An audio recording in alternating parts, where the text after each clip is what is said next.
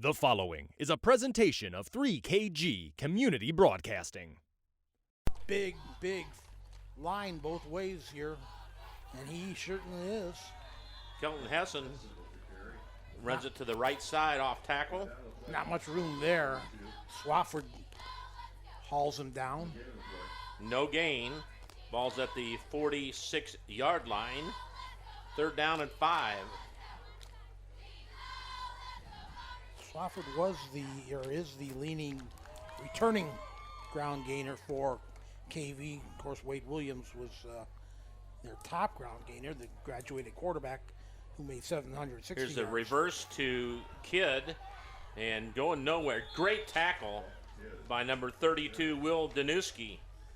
The 6'3", 200-pound senior snuffed that play out for a gain of a yard, and that makes it 4th down and 4 for the Bombers. It looks like, are they going to go for it or just wait till they see? I'm sorry, it's 3rd down. Got ahead of myself. There was a penalty there, so 3rd down and 4 for the Bombers.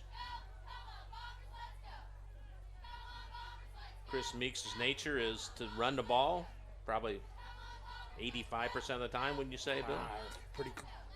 Pretty accurate, I'd say. And now they're looking at coach. A timeout on the field. No score. Cracker Barrel game. Kankakee Valley and Rensselaer Central will take a timeout. You're listening to high school football on the Cage. The AmVets Post 102 in Fowler has been serving the community and veterans for the last 17 years. Join us for bingo each Tuesday night and meals every first Friday of the month. This family-friendly post offers everyone an excellent non-smoking option for great times. Join us at 116 East 5th Street in Fowler. The AmVets Post 102 in Fowler wishes all the high school athletes success this season.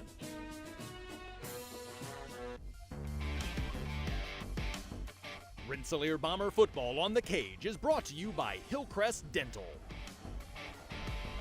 And back at Emory Harrison Field, Bob Kurtz, Bill Kay, Jeff Gastineau, Adam Kurtz with you here. Hope you're enjoying your Friday night. Big crowd on hand, as you might expect, for Jasper County rivalry football. And the Bombers have the ball at their own 47-yard line. 3rd down and 4. Pretty evenly matched here in the early going, Bob, wouldn't you say? Yes, I would say. Most of the action in between the 30-yard lines here. Center field. Boy, what a great pregame ceremony for Military Appreciation Night. Ball handed right up the middle Short to Hessen. Short of the 1st down. Going to be at the 50-yard line, gain of 3 right up the middle, setting up a 4th down and 1 for the Bombers. And KV thinks they're going to punt. Now they're going to regroup. Wright was one of the tacklers for the Cougars. I think Chris Meeks is going to go for it right at the midfield stripe, 4th down and 1. My pleasure, you guys. Enjoy the night. Take care. Thank you. Hickman under center. Hands the ball off. No, he fumbles it. The ball's fumbled. And the Cougars, number 32, pounces on it. Danuski had a little mix-up there at the exchange between the quarterback and fullback. And I guess you would. Now, is that considered a turnover or just a turnover on downs? They recovered a fumble. What's the technical term to that? It's a forced fumble's a turnover. But it was, yeah, even though it's on 4th down, but it's still a turnover. Because all right. The Cougars have it at the Bomber 47. Carden hands it off right up the middle, and that's the game plan for James Broyles. He just sent a Nathan Swafford right up the middle, and he got up to the 45 there. Thought you guys were going to break your neck when our guest of honor, came by us here. What's that? Big deal. You can't twist your neck anyway, knucklehead, so don't. You guys were all mesmerized there with our special yeah. guest came around. You know what? When you get a celebrity like that, we're going to twist our necks, unlike you who can't. So you've got a celebrity right here. What are you talking about? So, yes. Thank you, Adam. So 2nd down at 8. Carden pitches it out to Swafford running to the left side. And a host of Bombers, including number 76, Pierce Taylor, the 5'10", 220-pound senior, stopped Swafford. Good defense that time. Addison Wilmington also, Bob, the junior defensive back, 5'8", 150 pounds. Bombers. Good gang tackle. Yes, they did, Jeff. Just met the ball. They're down at 10 for the Cougs at the Bomber 48-yard line. Carden in shotgun formation. He goes back to pass. Got all day. Fires it out. It's incomplete. Intended for hands it off up the middle. And that's Noah Bierma, I think, got his first call of the game. Yes, it is. Bierma's a 6'1", 190-pound senior running back. Noah Bierma, we always said this in the basketball season, he's one of the best athletes probably in the school. And Coach Mix said he was a jack of all trades here yesterday at the pregame get-together we had. 2nd down and 4 after the 6-yard gain by Bierma. Bombers football in a phone book. Ball pitched to number 2, Bierma again. Not much doing there. And the Cougars say they got the ball. Let's see if they unpile. Referees don't seem like they're going to. No, they don't see it that way.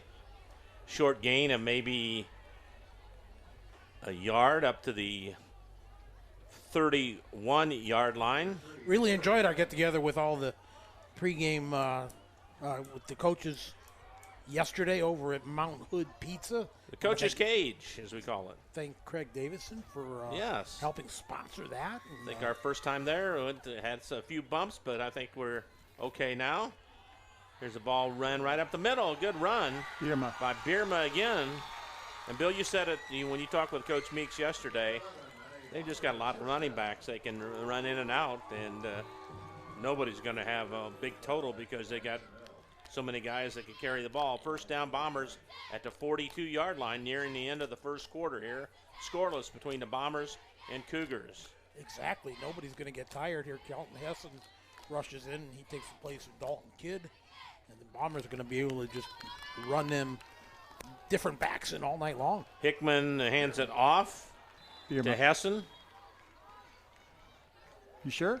I think it's Bierma. Bierma, I'm sorry. That's good. 1:19 to go here in quarter number 1. It was a gain up to the 44-yard line. 2nd down and about 8.5 to 9 yards to go. Bombers have yet to put the ball in the air. Hickman gets the play call in from Coach Chris Meeks in his 20th year as coach. That's a record in itself almost. Inside handoff, and boy, he's going the wrong way. And Hessen gets tripped up. Good defense by number 30 and 42. Marcus Ritchie and Swafford strung him out, and that let the pursuit come in and knock down the ball carrier for a loss. Back to the original line of scrimmage at the 42. 3rd down and 10 for the Bombers. I smell a screen pass coming here, boys. I don't know if the Bombers are going to have to run a play here, Bob. It's down under 20 seconds. It looks like they won't have to run it. It's at play clock's at 7 now, Bill. Yep. Hickman gets it, and nothing doing there. Wow. Cougars had that just blocked, stuffed up well. Big 52, Tyler Federer, 6 foot, 220-pound junior. At the end of one quarter, it is Rensselaer Central nothing, Kankakee Valley nothing. Back with the second quarter action. You're listening to High School Football in the Cage. This is Chuck Clark for the Underwood Insurance Agency, formerly Preferred Insurance Group. Are you tired of being sacked every month with your auto insurance bill? Do you feel you just pay your premium to your agent and never hear from them? We at the Underwood Insurance Agency work with over 10 insurance carriers to get you our best rate and coverage we can, and we pride ourselves on serving our customers like they are our family. We are conveniently located in Remington and Lafayette. We can be reached at underwoodagency.com. Reach out to us to score big savings. For over 60 years, Hamster Group has helped build America. In 1958, a small Northwest Indiana builder began constructing homes. Through the years, by following the motto, quality and integrity you can depend on, Hamster Group has grown. Today, Hamster Group's associated around the country with homes, schools, shopping malls, churches, medical buildings, and more. So for your next project, large or small, and quality and integrity you can depend on, call 219-956-3111 and speak with the experts at Hamster Group. And High back school to football action on here. the Cage is brought to you by the Hamstra Group. Back to action, and the punt by the Bombers is blocked by the Cougars, and KV takes over in great field position, deep in Bomber territory at the 20-yard line. Good penetration by just 2 players for the Cougars. Right up the middle, Bob. I'm not sure which one got it, but it was Marcus Ritchie who recovered it, that's for sure. And the Cougars are in business here deep in Bomber territory as we just underway 5 seconds into the second quarter. Another turnover on the special teams this time for the Bombers. So Carden is set up in shotgun formation with Swafford right behind him. 1st and 10. Swafford's got it, running right up the middle. Got a little bit of running room. May have got to about the 17-yard line.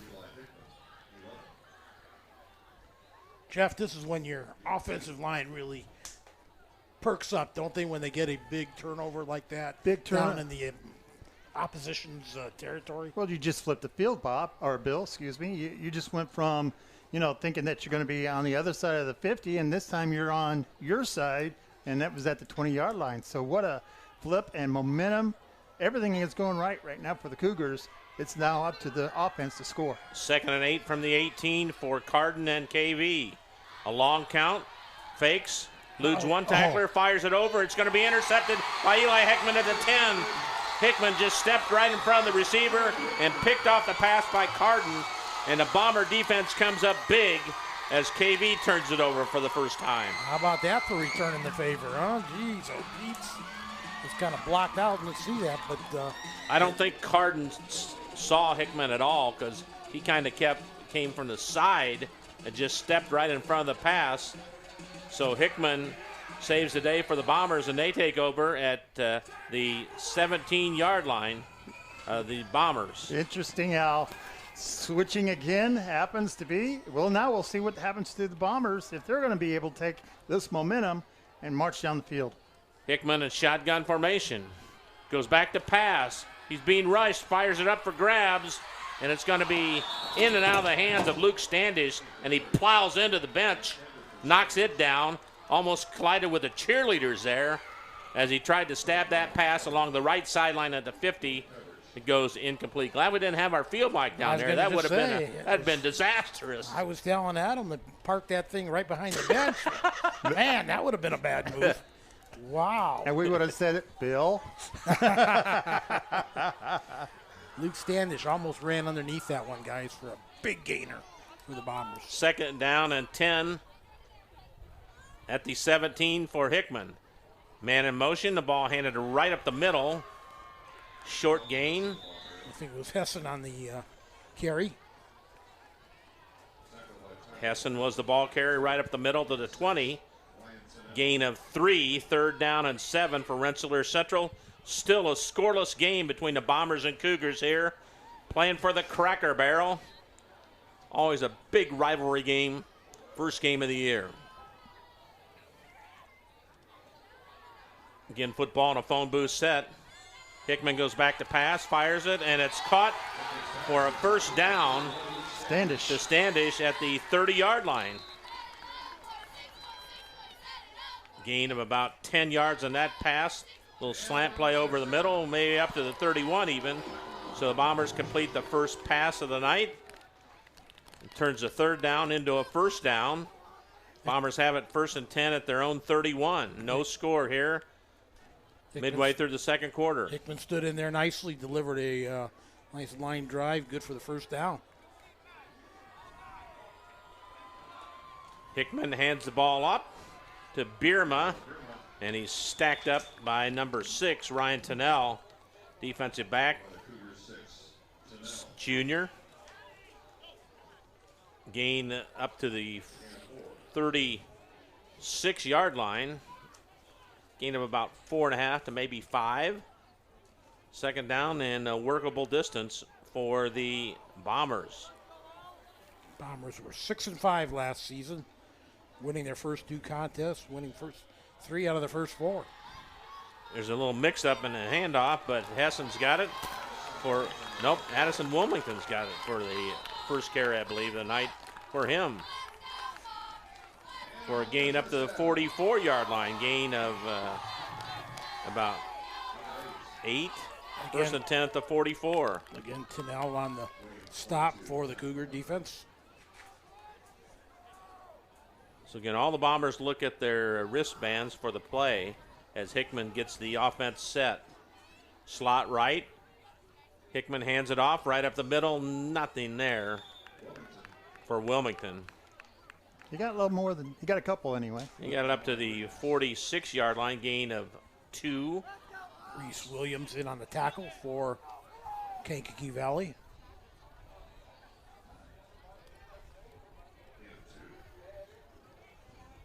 .847 still in the first half. Bombers taking their time. Play clock down to 12 right now. Cougars look like they're almost lined up off sides. Inside handoff to Bierma. And he's got some good yardage. Fooled the Cougars up to the Cougar 41. He was well into the second line of defense there before I think they even knew who had the ball. Aiden Sneed with a stop after a long gain. Whoop. Personal foul on the Bombers, so that play is going to come back. That flag's at the 40-yard line. So wipe out that play, and penalty going to kill the Bombers there. First major one of the night. I think it's second penalty called. Oh, man, is that a crucial one? Yeah, because the flag's at the 40-yard line. 6 yards back from the line of scrimmage. Yeah. And we all know how dumb the high school football rules are, so. Bombers have only lost 2 starters off their offense, but they have lost 6 key players, including Aiden Stevens, who, he was a strong runner for them last year out of the backfield. Jackson Hughes, definitely one of their top wide receivers.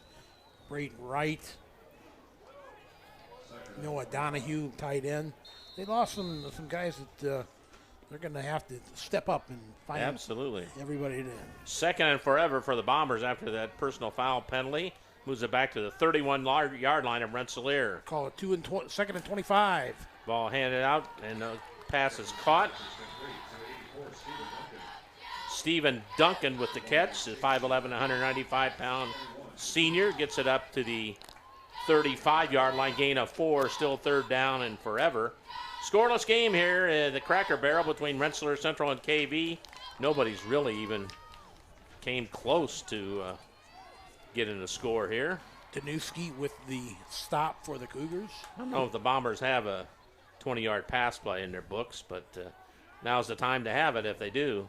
They got to get all the way down to the 46-yard line of KV, and they're at their own 35. Hickman goes back to pass, fires it deep. Bierma, and it's going to be incomplete. What a defensive effort that time. Bierma had it, but then Colton Wright, the 5'10", 180-pound senior, batted it away from him as Bierma was trying to make the catch. Bierma caught it, and he did a nice job. He kind of caught it up on top of his shoulder pads, though, Bob, and that allowed Wright to come away and swat that ball right out of bounds. That was just a good play by everybody. Good pass by Hickman. Bierma made a good play, but Wright made the better play. Tinnell will stand deep. Bombers had to punt block the last time, so now they're confused. They got 5 seconds on the clock, 3. And the kick is away this time. Line drive, Tinnell should get it. He goes over his head. And he gets it back at the 15-yard line. He's going to be hauled down right there. A bad play by the Cougars special teams there. Puts them in a hole. Luke Standish was down there on the recovery of the muff punt and try to get and tackle the runner. So I don't know what the excitement is over there. I think there's maybe a cameraman around here somewhere, maybe. No. Wow. So that ball's all the way down the 15-yard line at KV. First down at 10 Cougars in a scoreless game here. Is this kind of what we expected, or no? Is this something that? You know what, Bob? It seems like years past, like last few years, anyways, have been big scoring games. I don't know. Not now. Not tonight so far. Eli Carden in behind or in shotgun formation with Swapper right behind him. 1st and 10, KV, and there's about 7 or 8 guys moved for KV. So Except that for should be the center. Center didn't remember the count. That's his fault. Everybody else was in rhythm, but the center forgot the count. 5-yard penalty. That's when you know you made a mistake, especially when you're hovering the ball. So 1st down and 15. Ball back at the 10-yard line for the Cougars. I've been there and done that. Wish you could just kind of disappear, on Jeff. I wish there was a big mole hole that I can get into. The ball handed off to Swafford. What a run. He fumbled the ball. I think the Bombers have got it. I believe you're right. Let's see if they call him down first. I don't think. Well, we'll see what the referee says. I think they're calling him down, looks to me like. Yep, they're calling him down. Good run by Swafford. He got a lot of the yardage back. He got it all the way up to the 22-yard line. So that's 2nd and 4. 6:34 still to go in the first half. That was an 11-yard run right up the middle, wasn't it? Yes, it was. 11 or 12, I don't, somewhere in there. Carden in shotgun formation. 2nd and short for the Cougars. Carden's got it. Swapper's got it again. Rumbles ahead. Close to the 1st down. Cougars, nice couple plays there to get out of the hole. Now the referees signal for a timeout.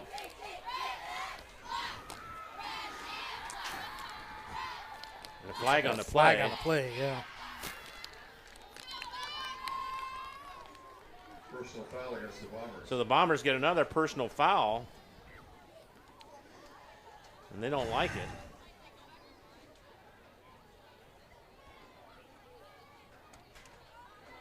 So that's going to be a 1st down by penalty.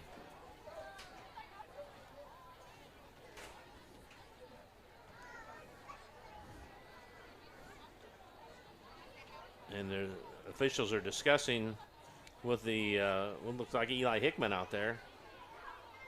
They don't like the call. It must have been on him, maybe. I don't know. 1st down, and they'll walk off the penalty. Personal foul on the Bombers. I think that's their 2nd one of the half.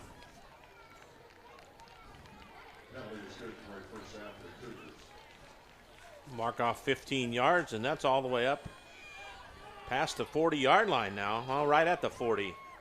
1st down and 10, Cougars at the 40. No score. Rensselaer Central and Kankakee Valley Military Appreciation Night and Cracker Barrel up for grabs. Cougars have yet to complete a pass, but they're hanging right in there.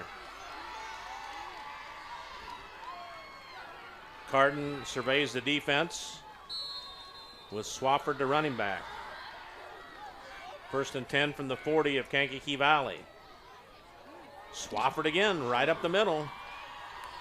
Gets a few yards before being hauled down. Cougars make no attempt to go outside. It looks like they don't have enough speed to get to the outside. They just challenge you right up the middle. Hessen in on the stop for the Bombers. 2-yard gain for Swafford. 2nd down and 8 for the Cougars. They send a wide out to the left. That's Tennell. 1 to the right.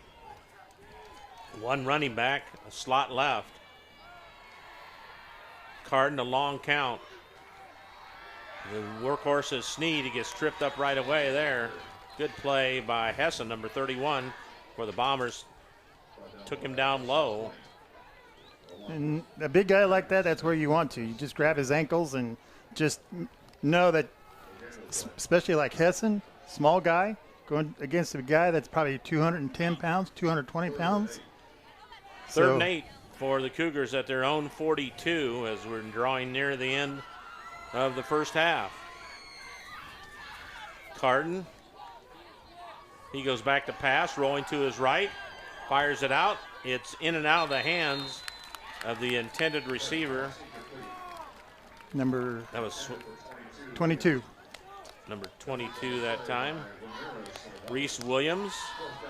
So now the Cougars are going to have to punt it away, it looks like. Well, Bill, your scoring summary is they're taking it easy on you first week here. There you go. Bill says I can take that for 9 straight weeks here. Carden to punt. Good snap. Fakes. He fakes it, and it's a good pass. It's complete for a first down and more. He's going to go for the, no, out of bounds. A fake punt there, and it works big time. All the way from the 42-yard line of KV down to the Rensselaer Central. Bombers did have nobody on there on that coverage, and wide open for the grab was number 30, Marcus Ritchie. 19-yard pickup on the fake punt from Carden to Ritchie. He was so open. The Cougars had that one designed. That wasn't just a spur of the moment thing. That was designed. 1st and 10 KV at the Bomber 39. Another specials team gem for the Cougars. Carden in shotgun formation goes back to pass again, fires it out, and it's Drop. incomplete at the 35. Ritchie was over there right in front of the Cougar bench, couldn't come up with it. I think that's the first time the Cougars have passed on first down. 2nd down and 10 from the 39. Time left, Bill? 4:36. Wideouts left and right, running back behind Carden, slot left. Carden pitches it out to Swafford. Gets hauled down. Good play that time. Wilmington with the stop. After a gain of 2 yards, 3rd down and 8.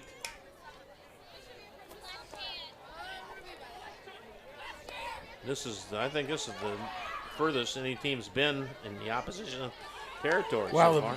Cougars had it. Oh, yeah, they block had punt. Yeah, that's right. But then the next play was interception. Yeah. So 3rd down and 8 for the Cougs. They send 3 wideouts to the right side, the far side of the field, 1 to the near side. Swafford behind Carden, who looks over the Bomber defense. It's 4-man. Now they blitz 5. Carden rolls out to his right. Holding. Flag goes down. His pass is dropped anyway. It's going to be a hold. Now, if you're Chris Meeks, do you decline the penalty or put him back 10 more yards and make it 3rd and 18? Pierce Taylor was putting some heavy pressure on Carden, the Bombers' lineman / tight end. He does a lot of work, or fullback, excuse me. He does do some work back there, too. Chris Meeks was telling us his value last night. In fact, so valuable he's got 2 numbers. Bob. That's right, only one it does. So they'll move the penalty back to the 48-yard line, make it 3rd down and 20 for the Cougs.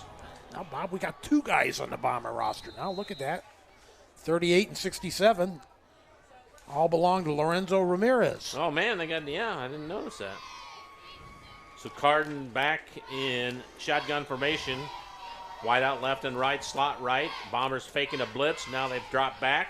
Carden goes back, looking deep. He's got a man wide open. No, it's intercepted. nope, incomplete. That was probably the best for the Bombers. Best that he dropped that, really. I think number 22, Reese Williams, broke wide open in the middle of the field, but Carden went to the right side of the field. Ritchie. I think he missed the wide open receiver. Irma with the great defensive play back there. Credit, it all started, though, with a nice job by the Cougar offensive front. They give Carden all day. So the Bombers are going to get a timeout here before. Timeout on the field, no score. Cougars, the Bombers back after this on the cage.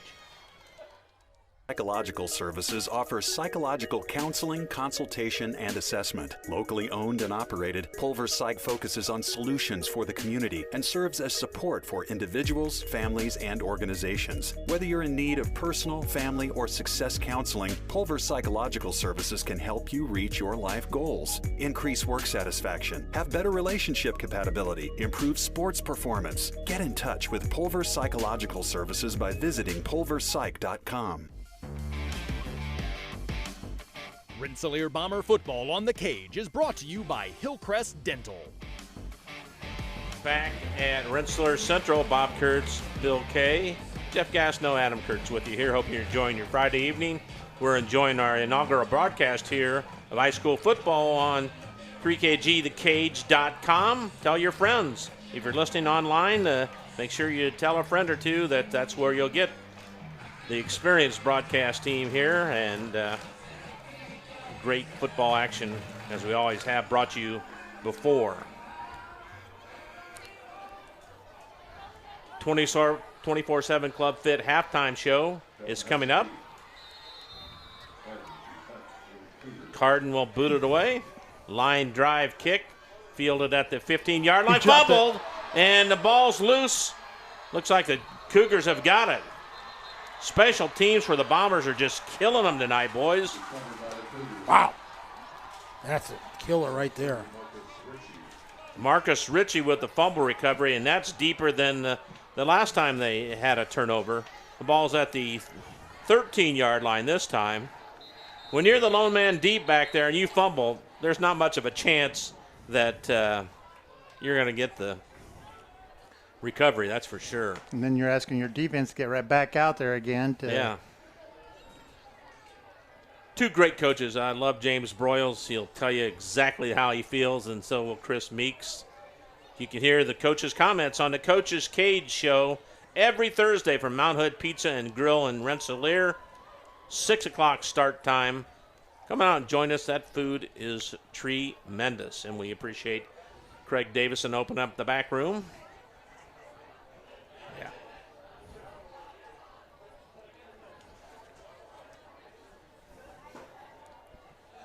So now a timeout. Let me.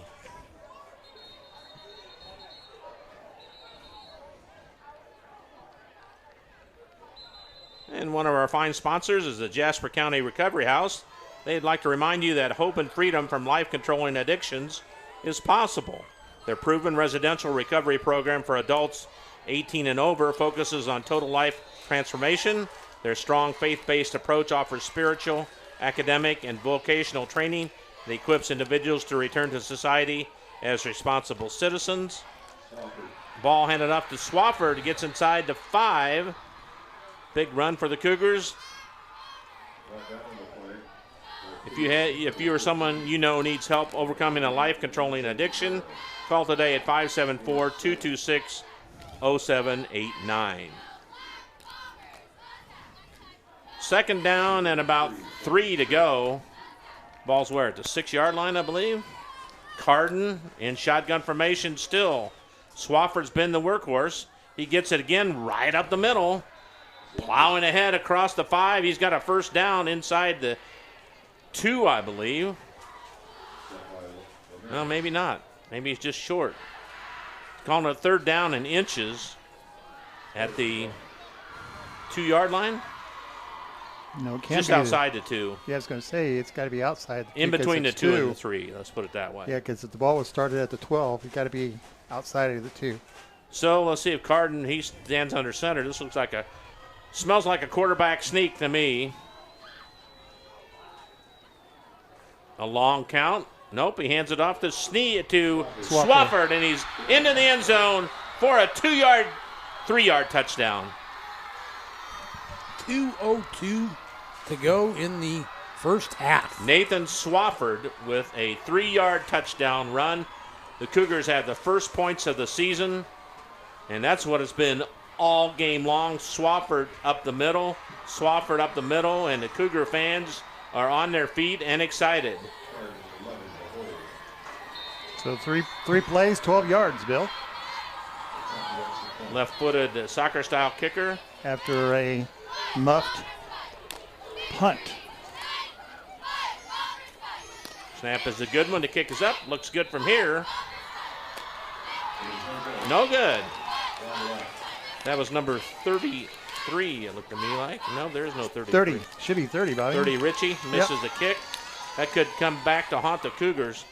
Had the leg, but it missed it wide. So 6-0, the Cougars lead, take advantage of a turnover, and lead the Bombers here late in the second quarter.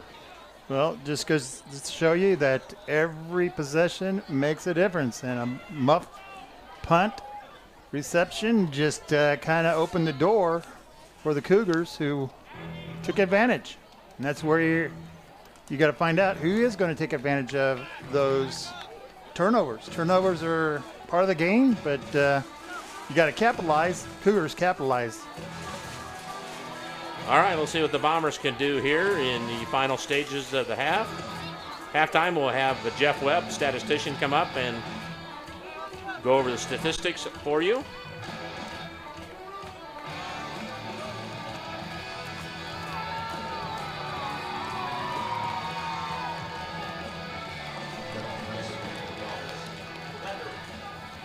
We did that already. Do it again? You gotta. Oh man, there's a fake again. The Cougars just bunched all together and faked. And they'll do it again. Spread out this time. Richie will boot it away. Bomber special teams got to have a good one here. They've struggled so far. It's a short boot, like a punt almost. It goes out of bounds. Oh, that was a bad kick. So now the Bombers are going to have good field position. I believe they marked that at the 40, don't they? That's where they take over, 1st and 10. We're going to make him re-kick it, I guess. I don't think Richie connected on it. Maybe he tried to do that, but it didn't work out very well, that's for sure. I thought they had a choice. Maybe they wanted to have him kick it over again, I guess. So.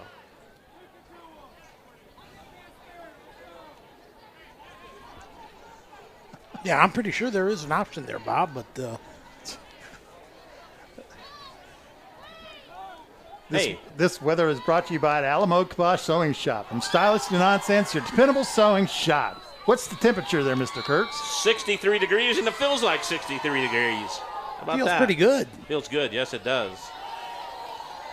Cougars We've been up here on the first football game, and you've had to use your towel to wipe off every 5 seconds. So. Oh, man, no kidding. And guys dropping like flies, having to rehydrate on the field. Not tonight. Not so far, anyways. And there's a beautiful kick there. That's going to pin the Bombers at the 8-yard line. And they come right up the middle over across the 20. I wish they had taken that. Yeah, that would have been. That's what I thought. They're going to get the ball with 1:56 to go here, see what they can do with it. They haven't had much success, a little bit, but not a whole lot of success running the ball. Biggest problem has been the turnovers, though. Yep. That's 3, right, Bob? If you include that one that 2 fumbles anyway. And when they 4th down. on a 4th down, yeah, that was kind of a fumble wash too, there so. a little bit, but I guess it's a fumble. So Eli Hickman gets the call in from Coach Chris Meeks. I'm positive. You got to check that. Make sure that's We will have the stats man up on here on that. Well, yeah, maybe we can check with Jeff Webb. Hickman in shotgun formation, running back, hits to his right, pitches out to him. Pretty good running room there. Good stop there by number 52, Tyler Fedler. And that was a run by Kyron Hessen. These Cougar big guys can really wrap up, man. Kelton Hessen, I'm sorry. Gained about 5 yards up to the 28-yard line. 6-0 KV over Rensselaer Central. Cracker Barrel tonight from Rensselaer here on a beautiful night. 2nd down and 5 for Eli Hickman and the Bombers, man in motion. Ball handed right up the middle. Good running room for Bierma, and he gets all the way across the 45 to the 46-yard line. Bombers still got to hurry here. 1:13. Clock stopped as they move the ball. I just don't think don't think they can run all the way there unless they get big chunks like they did there. Bombers in a hurry up. Ball handed up the middle to Bierma again. Another good hole. Another big chunk. And he's still on his feet. What a run by Bierma. Inside the 25, Bob. He's been the most effective runner for sure. He's punishing these KV tacklers. Huge run there by Birma. Sets the Bombers up. They're battling the clock here. 29-yard pickup there by Birma. Now timeout on the field. And they're going to make a KV player go off. They're looking at Colton Wright. He got his bell rung a little bit on that tackle. He got a knee right in the ear hole. He's going to be replaced by Ryan Tennell. What a spark for the Bombers here. They were kind of dreading this half now, but now they get a chance to take the lead even here at halftime. 1st and 10 at the 23-yard line of the Cougars. Ball handed up to Birma again. Good room again. I'll tell you Birma what, going works. nuts right up the middle. They've got to hurry, though. Now they're going to get a timeout. KV timeout. KB. Wow, I'm surprised that Royals took that one right there. Kind of helped the Bombers out. I see a first casualty on the sideline. Number 9 is Dalton Kidd. Got a big wrap on his left knee, and doesn't look like he's going to come back for the rest of the game. You always worry about injuries, and that's a big one there. He was a starter, I believe. So anyway, it's 2nd down and short for the Bombers. And where do we say, the 14-yard line? KV took a lead, took advantage of a turnover on a fumble on a punt, but now the Bombers, thanks to Noah Birma, running right up the middle, have turned the tide, and they're looking to at least get the tying touchdown in. They've had at least 3 carries in a row, but Birma right up the gut. They're doing what KV's done to them. Run right up the middle. 36.8 seconds to go in the they're going to have first to. half. They're going to have to hurry. I think the Bombers still got a couple timeouts, if I'm not mistaken. Well, I think one, Bill. One, okay. Yeah. Ball handed off to Birma. Not that time. Nothing going there. He didn't get anything, and the Bombers are going to have to call a timeout. It wasn't as quick of a hitter that time, and Nathan Swafford was able to step up and close the hole. Time left, Bill? 30.3 about. And they got no timeouts left, I heard Russ Martin say. So it's that's tough.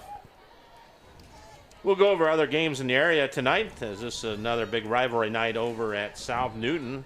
The battle for Newton County. They play for a trophy over there, North and South Newton. Boy, all those Midwest Conference coaches yesterday just pointed the finger at North Newton as being a favorite, didn't they? Yes, they did. All of them did. Yeah. All 3 that we interviewed. I think they must have got together and talked before they went on the air and said, let's just anoint North Newton as the favorite and put the big bullseye on their back. Well, just remember the first year, the end of that conference, they got 2nd place, and last year they took, first place, and have a lot of people coming back with them as well. And that's first thing is, how do you stop Colin Wagner, huh? There you go. Half-yard loss for the Bombers, 3rd down and 1. Hickman in shotgun formation. He's going to throw it. He throws it deep, and it's going to be incomplete. Good coverage that time. Try to get it to Birma. 4th down and 1. Now what do? You want to pick up the first down, but that stopped the clock for a little bit. Then they could clock it if they needed to. So the Bombers get the play call from Coach Meeks right in front of us here. 4th down and 1. Problem is, a running play is going to cost you probably half of what you got on the clock right now. Yes. Hickman in shotgun formation, running back to his left. He's going to take it himself. Spun down, I think. Lost the ball. Lost the ball, and I think Cougars have got it, I believe. I think it's going to be short of the first down anyway. Cougars take over on down, so, boy, the Bombers. Man, that really kind of botched, yeah. Ran in mud there at the last 3 or 4 plays there. They got all the way down to the 13-yard line and just like it hit a wall. So Cougar defense comes up big again. The Cougars have really played well this half. Well, you didn't expect the Bombers to get down there in the first place. Yeah. With 3 huge runs by Bierma. Boom, boom, boom. And all of a sudden they're threatening the score, and after that, Boom. it kind of blew up on them. My favorite play is coming up, I believe. Yes, it is. The take of the knee. And we'll end the half with Kankakee Valley on top of Rensselaer Central, 6-0. 24/7 Club Fit. Halftime report up next here on The Cage. Personalized dental service is what they do at Hillcrest Dental. For over 40 years, generations have relied on Hillcrest Dental for beautiful, healthy smiles. Dr. John Ayler and Dr. Jack Drone look forward to seeing you for your next dental visit. For information or to set your appointment, call 219-866-7117. That's 219-866-7117, or visit hillcrestdental.net. Hillcrest Dental is a proud sponsor of all high school athletics.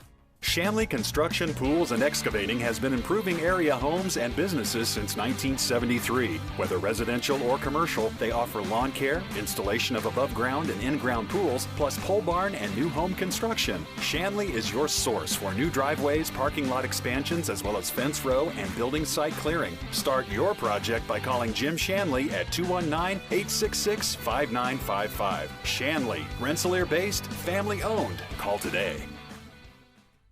For over 60 years, Hamster Group has helped build America. In 1958, a small Northwest Indiana builder began constructing homes. Through the years, by following the motto, quality and integrity you can depend on, Hamster Group has grown. Today, Hamster Group's associated around the country with homes, schools, shopping malls, churches, medical buildings, and more. So for your next project, large or small, and quality and integrity you can depend on, call 219-956-3111 and speak with the experts at Hamster Group. Anders Water Conditioning in downtown Rensselaer is here for all of your water supplies and softening needs. At Anders, we sell and rent water softeners, water coolers, and have all of your bottled water and salt needs too. Call Chuck to set up your consultation today. 219-866-7430. Anders Water Conditioning, family owned since 1991. For a distinct collection of home decor and amazing gifts in downtown Rensselaer, there's the Willow Switch, a unique collection of comforts for all your senses. Shop our inventory and refresh at our gourmet coffee bar. Enjoy the aromas and tastes of coffees, smoothies, and protein shakes with fresh baked cookies, scones, and cinnamon rolls. Learn more at willowswitch.com, find us on Facebook, or call Christy 219-866-7106, or call her cell 219-863-0858.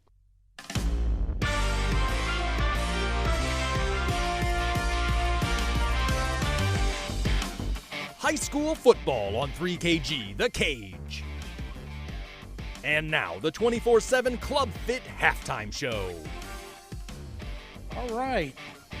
Bob Kurtz, Jeff Gastineau, Adam Kurtz, and Bill Cave here with you on 3KG The Cage. Our initial live broadcast, and want to thank you for being here with us, and thank all of our fine sponsors for helping us make this possible. Halftime Report is sponsored by 24/7 Club Fit. For all your fitness needs, stop by 24/7 Club Fit, downtown Rensselaer, or give them a call, 219-866-0033. 24/7 Club Fit, where time is no excuse. I've always used time as excuse. I better not do that anymore, right? Time's no excuse, Bob. All right. Make sure that rings home now. I will. Hey, the big scoring summary, Bill. What do we have? All right, Bob. It's going to be short and sweet here tonight, and I thought it was going to be twice as long, but didn't turn out that way.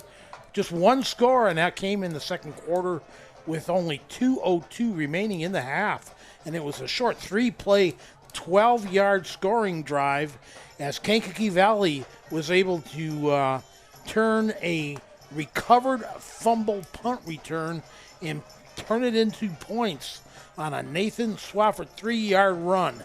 The kick failed, and that's where we stand right now, 6-0. The Bombers actually came right back after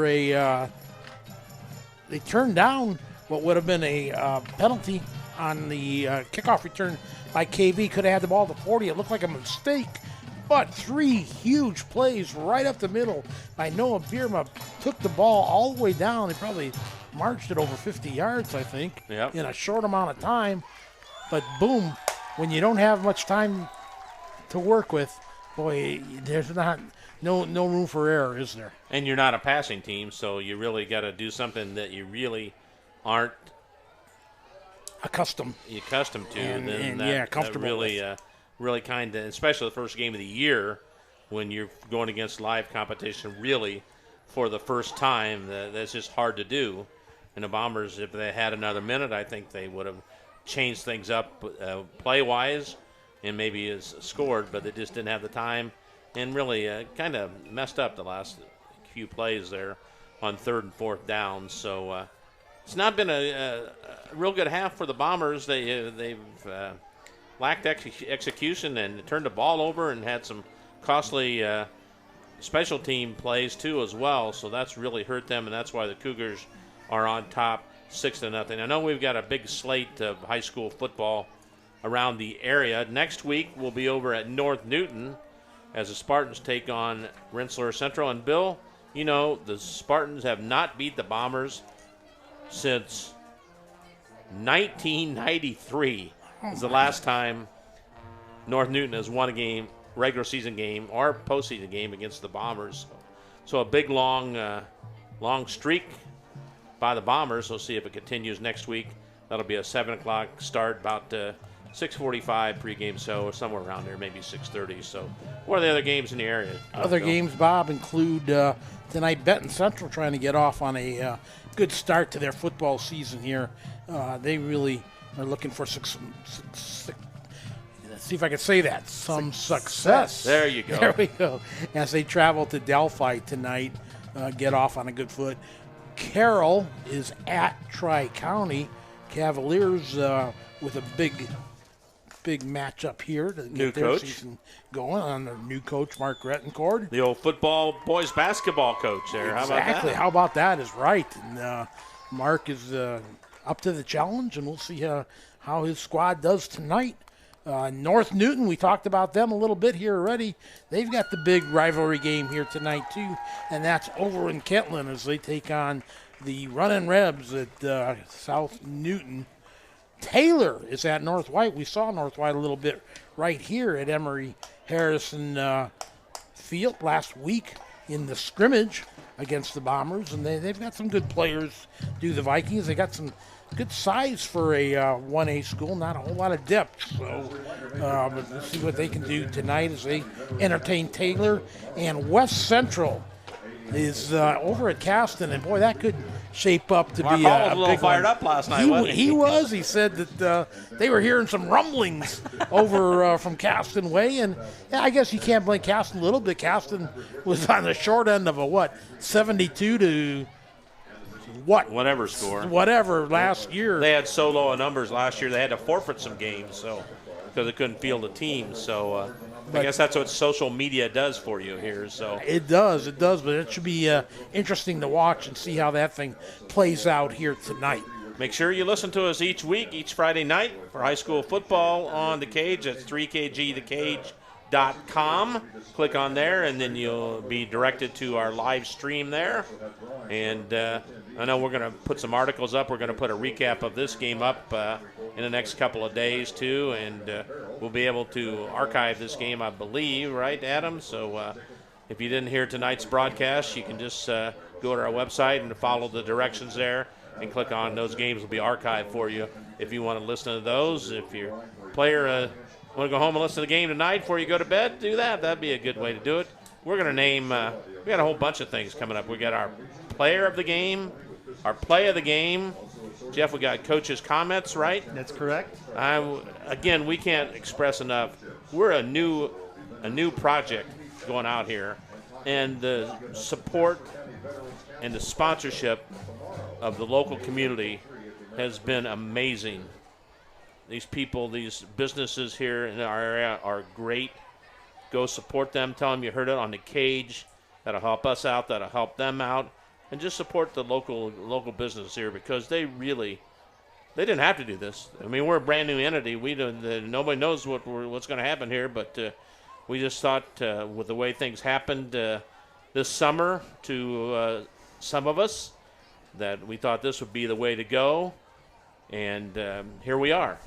It's a family and friend affair, and we're very pleased to have this chance to broadcast high school sports once again. We've done it for so many years. We didn't want to quit now in our retirement years. No, so we just wanted to keep going. So. Exactly, and it really had to be a quick decision, kind of like turn on a dime, it did, folks. But hey, in our name, 3KG Community Broadcasting, the Cage, and it really has been.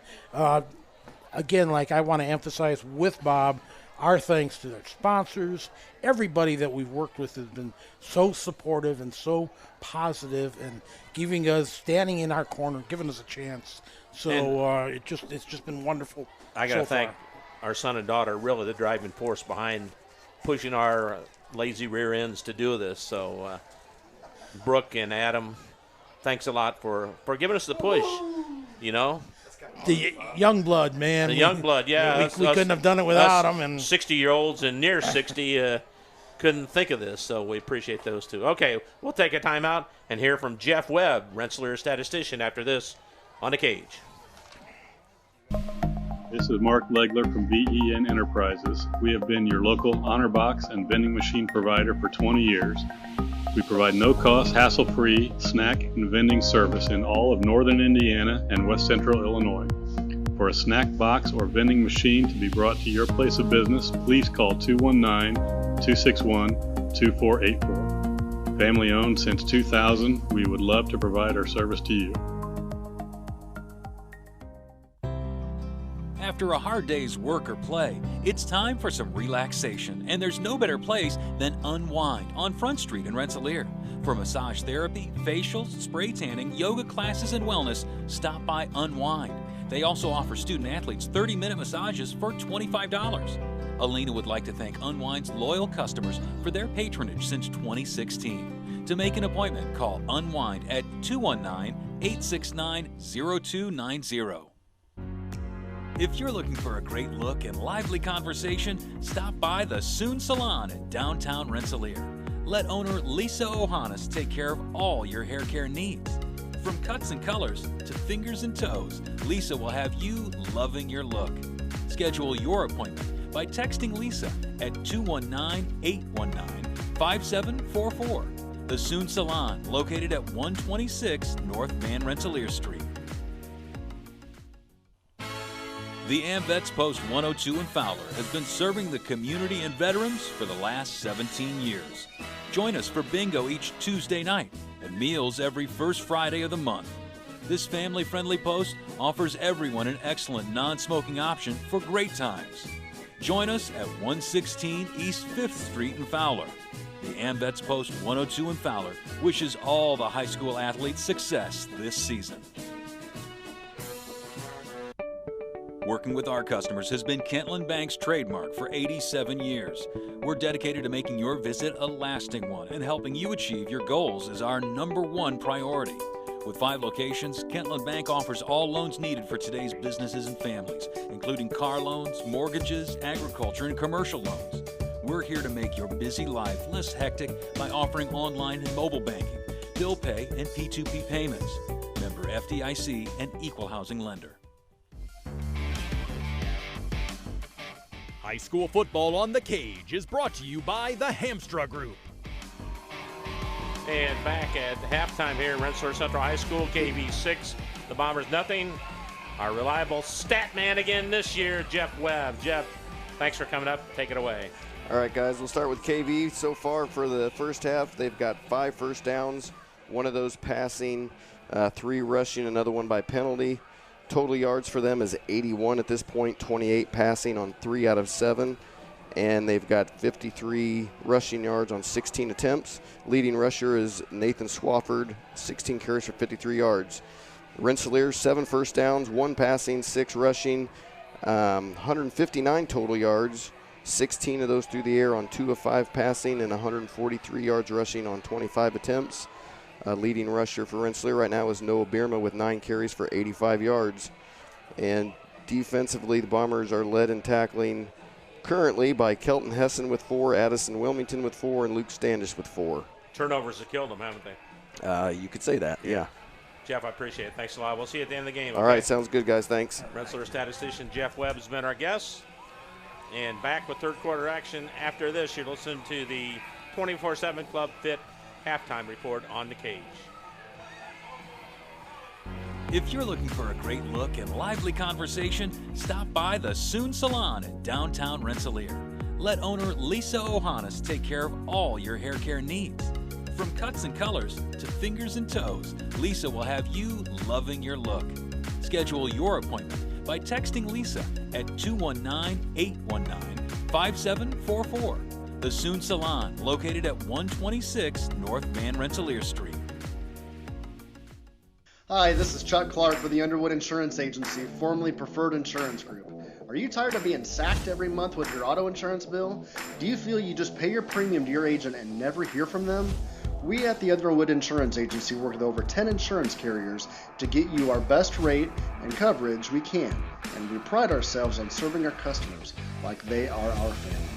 We are conveniently located in Remington and Lafayette. We can be reached at underwoodagency.com.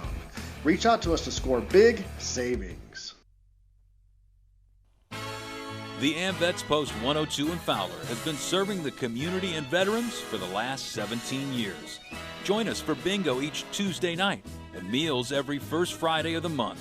This family-friendly post offers everyone an excellent non-smoking option for great times. Join us at 116 East 5th Street in Fowler. The AmVets Post 102 in Fowler wishes all the high school athletes success this season. Pulver Psychological Services offers psychological counseling, consultation, and assessment. Locally owned and operated, Pulver Psych focuses on solutions for the community and serves as support for individuals, families, and organizations. Whether you're in need of personal, family, or success counseling, Pulver Psychological Services can help you reach your life goals, increase work satisfaction, have better relationship compatibility, improve sports performance. Get in touch with Pulver Psychological Services by visiting pulverpsych.com. Working with our customers has been Kentland Bank's trademark for 87 years. We're dedicated to making your visit a lasting one, and helping you achieve your goals is our #1 priority. With 5 locations, Kentland Bank offers all loans needed for today's businesses and families, including car loans, mortgages, agriculture, and commercial loans. We're here to make your busy life less hectic by offering online and mobile banking, bill pay, and P2P payments. Member FDIC and equal housing lender. High-quality, personalized dental service is what they do at Hillcrest Dental. For over 40 years, generations have relied on Hillcrest Dental for beautiful, healthy smiles. Dr. John Ayler and Dr. Jack Drone look forward to seeing you for your next dental visit. For information or to set your appointment, call 219-866-7117. That's 219-866-7117, or visit hillcrestdental.net. Hillcrest Dental is a proud sponsor of all high school athletics. High school football on the Cage is brought to you by the Hamstra Group. All right, Bob Kurtz, Bill Kay, Jeff Gastineau, Adam Kurtz back at Rensselaer Central.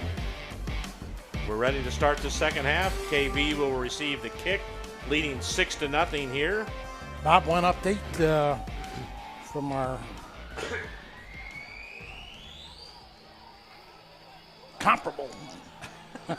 What? He was coming up with a great word. Yeah, I there. was trying to come up with a great word. It just, anyways, it just kind of cut me off. Yeah. North Newton 30, South Newton 0 after 1 quarter of play. All right.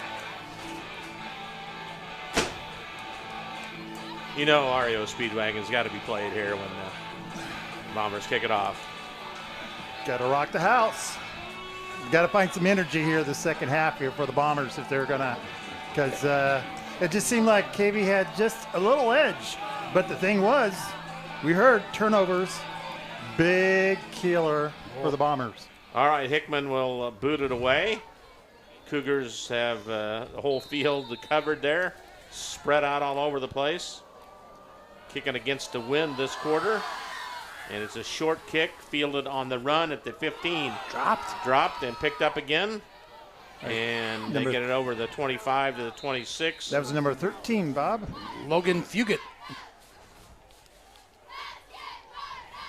I guess some of the KV players haven't had their height test taken or their weight. So got some height and weight on some and none on the other. So it's early for the stat people, too. You got it. You got it. 1st and 10 for the Cougs at their own. Were you going to call it 27 or 28? I'm calling it 27.5. 6-0. There is no half in a football game, Kurtz. And again, the normal play for the Cougars is Swafford up the middle. You got to hand it to this offensive line for the Cougars. There's not much misdirection in the KV offense. They just hike it to the quarterback in shotgun formation. He hands it off to Nathan Swafford. Up the middle, yeah, Bob. That's his 17th carry here, and good for about 55 yards now. Ball's nearing the 30-yard line, 2nd down and long for Carden. He goes back to pass, fires it over the middle, wide open as a receiver, and he's got it in number 22, Reese Williams, on a big-time slant over the middle. Carden to Williams from the 30 all the way down to the 30. Williams, a huge tight end. Reese is listed at 6'6", 210. And, man, that was a pass right there to him. Carden put it right on the money, didn't he? 41, gentlemen. Right up the seam, boy. 41-yard play down to the 29-yard line now. Cougars have flipped field, and now they're in great field position at the Bomber 29. Eli Hickman was kind of on an island all by his lonesome there. Swafford dives ahead for just a few yards up to the 16-yard, now 15-yard line. Gain of 4. That gained a lot more yards than I thought it would gain. Cougars in business again, already leading 6-0 over the Bombers and threatening for more. Boy, Carden throws a nice ball, doesn't he? He sure does. Passes he's thrown, the long passes he's thrown. 2nd down and 6 for KV. Wide receivers left and right. Swafford right behind Carden in the shotgun formation, a slot left. Carden hands it off to Swafford. Got a few yards. They just have confidence in their offensive line that they can push the Bombers back and get enough yards for a 1st down. Got it down to the almost 24. Going to give him a yard. 24-yard line. 3rd down and about 5. Just underway in the second half here. 9:35 to go. 2 wideouts right, 2 wideouts left for Carden. Looks over the Bomber defense. He's going to pass it. Got all day, fires it out, and it's in the host of about 3 Bombers there. Broken up, incomplete. Trying to get that over to Marcus Ritchie. But like you said, Bob, he was swallowed up by 3 different black shirts. I'm sure the Cougars will go for it here on 4th down, deep in Bomber territory, the way their defenses have been playing so far. Cougars 6, Rensselaer Central nothing. They're going for a field goal here, Bobby. Are they really? Ritchie's going to try where's that going to set up at? From the at least 7 yards back, so let's just say at the 31, 40, so 41. Yeah. Wow. 41-yard field goal try by Ritchie. I'm a little bit surprised they didn't do a very good job on the point after kick. There's the boot. It's got the leg, boys. Oh, it's right there. It's wow. right there. A 41-yard field goal attempt by Marcus Ritchie. He could have hit that from 45. What a great left-footed kick by Ritchie, and the Cougars extend the lead to 9-0 over the Bombers with 9:16 to go. 9:16 to go. We'll take a timeout. Back after this on the Cage. Distinct collection of home decor and amazing gifts in downtown Rensselaer, there's the Willow Switch, a unique collection of comforts for all your senses. Shop our inventory and refresh at our gourmet coffee bar. Enjoy the aromas and tastes of coffees, smoothies, and protein shakes with fresh baked cookies, scones, and cinnamon rolls. Learn more at willowswitch.com, find us on Facebook, or call Christy 219-866-7106, or call her cell 219-863-0858. Rensselaer Bomber football on the cage is brought to you by Hillcrest Dental. Bob turns back at Rensselaer Central High School. What a kick by Marcus Ritchie. 41-yarder. And he makes up for that missed extra point. Man, that's a big play. Because even the Bombers get a touchdown and a 2-point conversion, they're still trailing by 1. So it's still, right now, it's 9-0. That was 5 plays, 42, Bill. I'm sorry. 5 play, 42 yards. Yep. Thank you. And they try the onside kick. Doesn't work. Penalty flag, though. Probably on the Cougars. I didn't see which side it was on. It must have been. Yep, it's over on the far side. I see it now. Side. No need to say this has been a well-officiated game with the crew they have there, led by Casey Hall, Mike Hall, Jim Miller. South Newton connection there, right? Yes, indeed. What was that? Too many players on the field for the Cougs.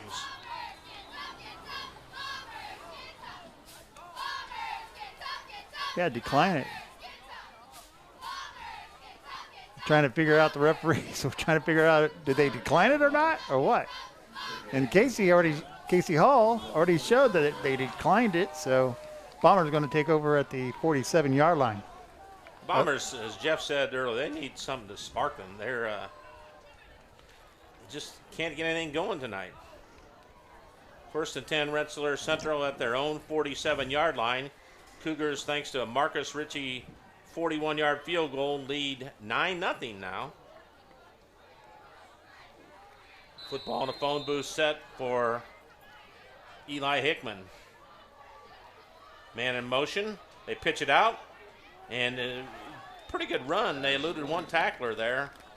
And I think that was that Hessen with the ball carrier there? No, Wilmington. Wilmington up to the 48-yard line into KV territory. 5. As we mentioned, Dalton Kidd is on the sideline there with his left knee wrapped big time there. He's not coming back in tonight. 2nd and 5 for the Bombers. Ball handed right up the middle. Is that Bierma? Bierma's got it near the first down yardage.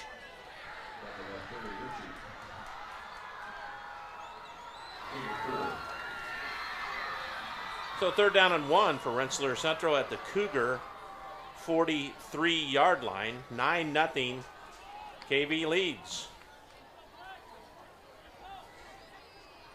We'll be at KV in a couple of weeks for their opening of their brand new football field with turf. Bierma's got it again. He's been their best runner. Still on his feet. Got a 1st down and more. It's kind of a matchup there against Carden. Bierma heading one way, Carden trying to push him the other. 1st and 10 Bombers at the KV 35. Appreciate all our listeners out there checking in with us, saying they enjoy the broadcast.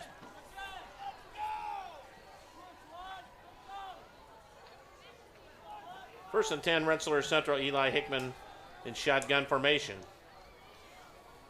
Here's a sweep to the left side. And what a play as he's being blocked. That's number 14. Cade Capps, while being blocked, knocked down the ball carrier. That's a loss of 4 yards on the play back to the 39. What an individual effort by Capps. 2nd down and 14. This is the spot the Bombers don't want to be in. They're having trouble running the outside, aren't they, tonight? Yes, because I think the containment has been really quick on the KV defense.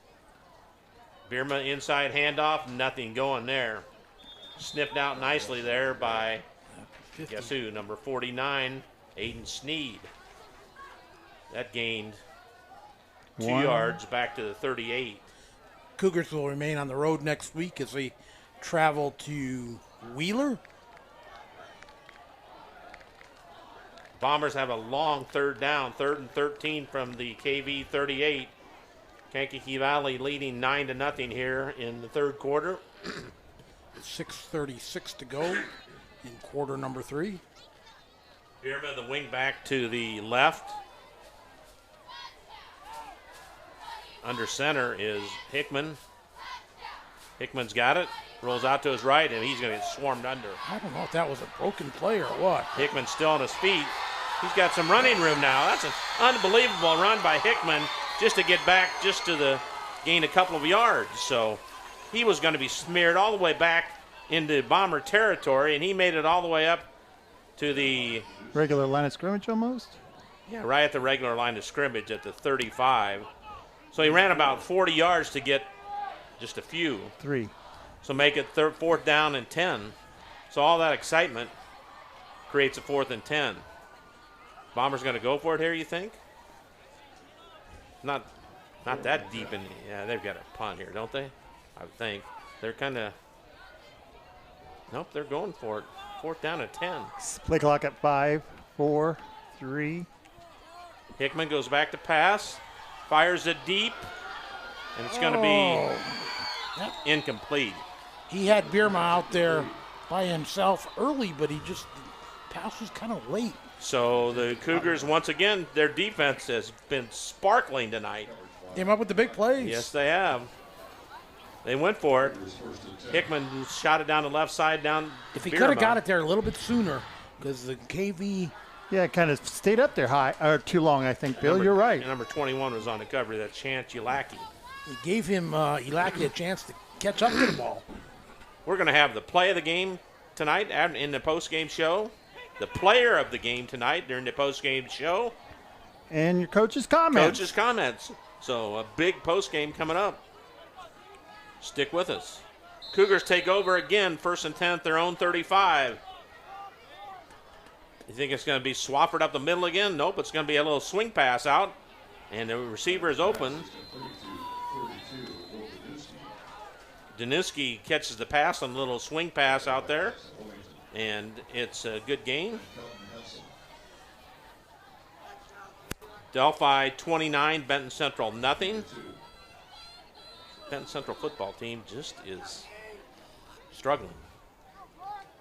29-0 Delphi over Benton Central. 2nd down and 7 at the 38-yard line for the Cougars. Wide out left and right. Slot right, running back Swafford has been there all the time behind Carden. Swafford's got it, running right up the middle, got good running room. Bowls over one player across the 45-yard line to the 47. That was a good hole. Swafford got a little bit of momentum there, and he gained a 1st down. Took a page out of Noah Bierma's playbook. Hit the hole quick and was off and running. 10-yard gain there by Swafford, 1st and 10 KV at the 47-yard line of KV. James Boyles, coach of the Cougars. Chris Meeks, coach of the Bombers. Kind of like it when them big backs just get running downhill and start bowling over linebackers. Carden, who's managed the game pretty well today for the Cougars. Yes, he has. He'll hand it off to Swafford again. Good play. Boy. Defensively by number 20. He shook off the block. Kyron Hessen, 5'11", 190-pound senior, shook off a blocker and knocked Swafford down where Jeff says they have to, around the knees or ankles for no gain. 2nd down and 10 for the Cougars. Textbook tackle, everything, shielding off the offensive player. So little guy just taking it to the big ball carrier. Well, usually if you're a big, like you called them earlier, a bowling ball, like you got to make sure you grab something that's probably low to the ground because he looks pretty, I'd say, 5'9", 5'10". Carden goes back to pass. He's got all day, fires it deep, and it's going to be incomplete. Good defense that time by Eli Hickman as he had good coverage on Reese Williams at about the 20-yard line. Ball falls incomplete. 3rd down and 10 for the Cougars at their own 47-yard line. Well, Hickman gives up a lot of size. That's a huge tight end out there for KV, Bob. He's going to be a weapon this year if they can continue to get the ball to him. 3rd down and 10 for the Cougars at their own 47. Big play now for the Bomber defense. Wideouts left and right, slot left.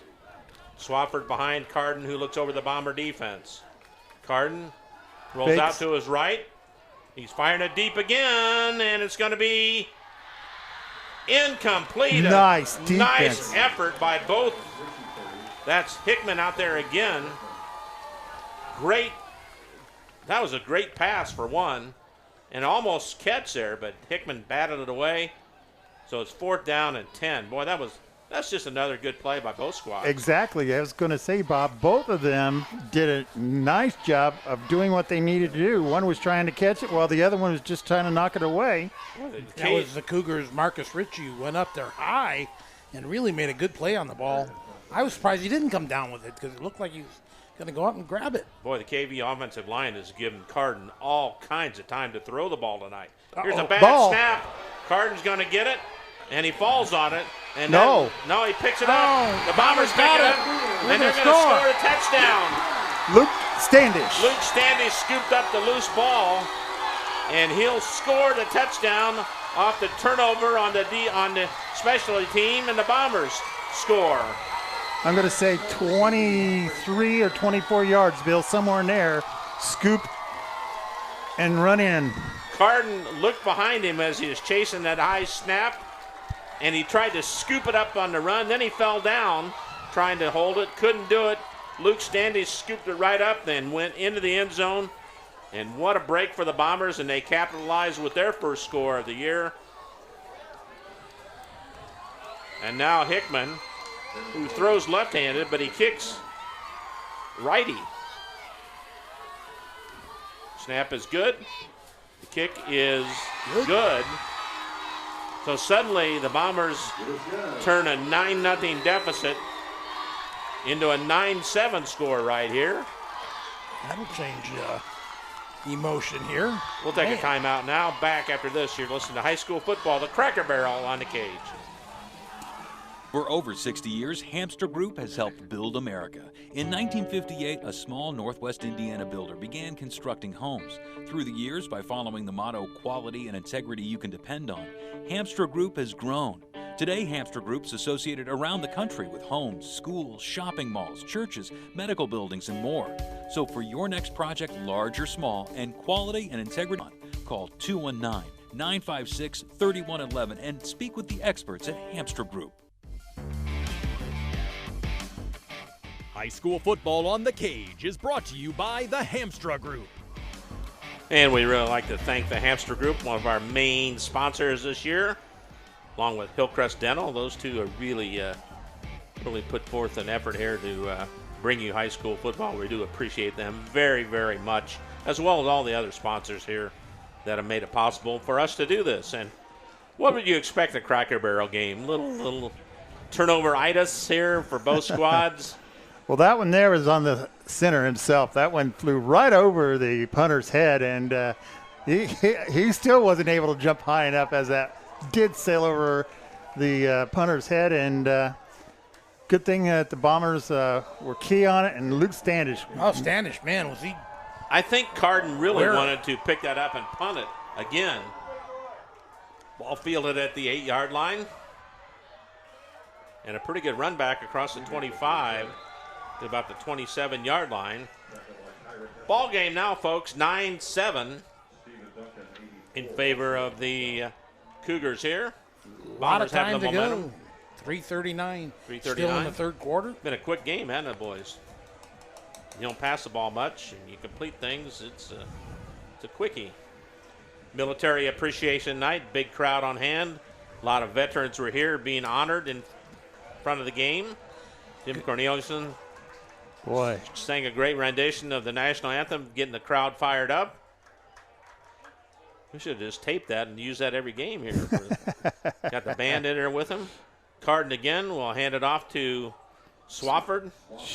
Good yardage up to the 35. Pick up about 8 there. Bombers just can't stop that, guys. Swafford just running straight up the middle. No deception at all. He's just letting his blockers do some blocking and then just plowing straight ahead. You hear all the coaches' comments on the Coach's Cage show live from Mount Hood Pizza and Grill on Thursday night at 6 o'clock. A little recap of tonight's action, a little look ahead to next Friday's game. We're going to start incorporating some players to come in and chat with us too as well next week. Carden looks over on second and short. Swafford's got it, twist ahead, and he's got a first down. Well, it was a nice run. He's running backwards by the time he got that. Bombers with another rivalry game next week as they're on the road at North Newton. We'll be there. Kurtz is waving me off like he's swatting flies here. Not sure Spartans haven't won since 1993. Is that a rivalry game? That's a rivalry game. It is. Yeah. One-sided rivalry game, Well, but yeah, well, that could be. Spartans, one of these years, they got to win sometime, don't they? I think so. First and 10 for the Cougs at the 37-yard line of KV. Carden goes back to pass, fires it out. It's caught for a short gain. And they say the ball is fumbled. Let me see. They're calling for a turnover. The referee is not making the signal yet. Nothing definitive. I think they're saying second down. He's talking with the head official now. Well, they're going to call it a fumble and a recovery by the Bombers. Danuski fumbled it after the hit. I think that was number 34, Addison Wilmington, on the hit. And another turnover by the Cougars, and they're self-destructing in this quarter after a 9-0 lead. The Bombers had the ball back again at the KV 37-yard line. Another turnover by KV. Now the Bombers are fired up. It's been a great game. Not the most skillfully played here. There's a lot of turnovers, but ball handed up the middle to Bierma. Just follows his own blockers across the 35, maybe to the 34. Gain of 3, second down and 7. Bombers trail by 2, 9-7 here with 1:57 to go. Third quarter. Second down and 7 for the Bombers at the KV 34.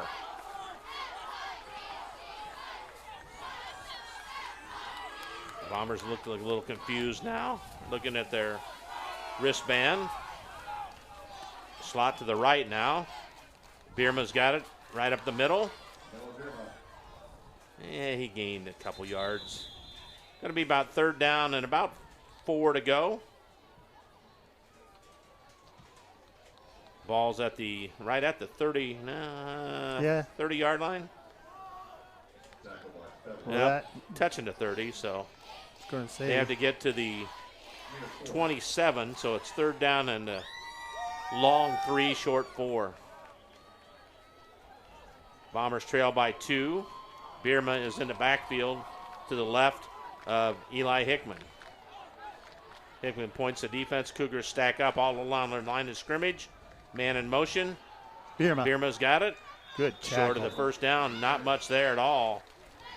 Big play coming here. Fourth down and about 2 yards to go.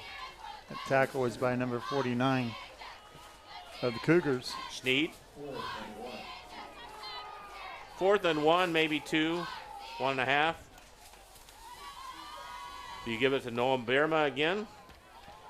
He's flanked to the left of Hickman on 4th down and 1 from the 28. Cougars jam up along the line of scrimmage again. Bierma's got it. I don't think he didn't come close. He didn't go straight. He didn't come close to getting to the line of scrimmage. He was stacked up and he was going sideways, as Jeff mentioned. And the Cougar defense stops him big again. Wow.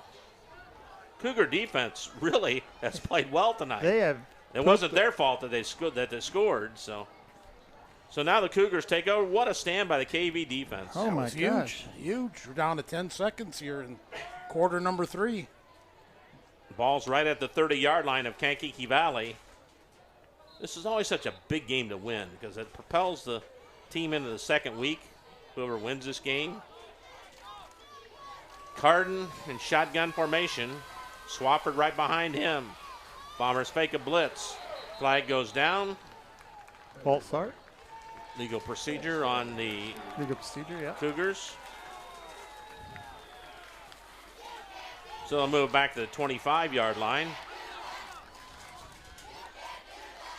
Bomber defense has not played badly either, really. They've only allowed 1 touchdown.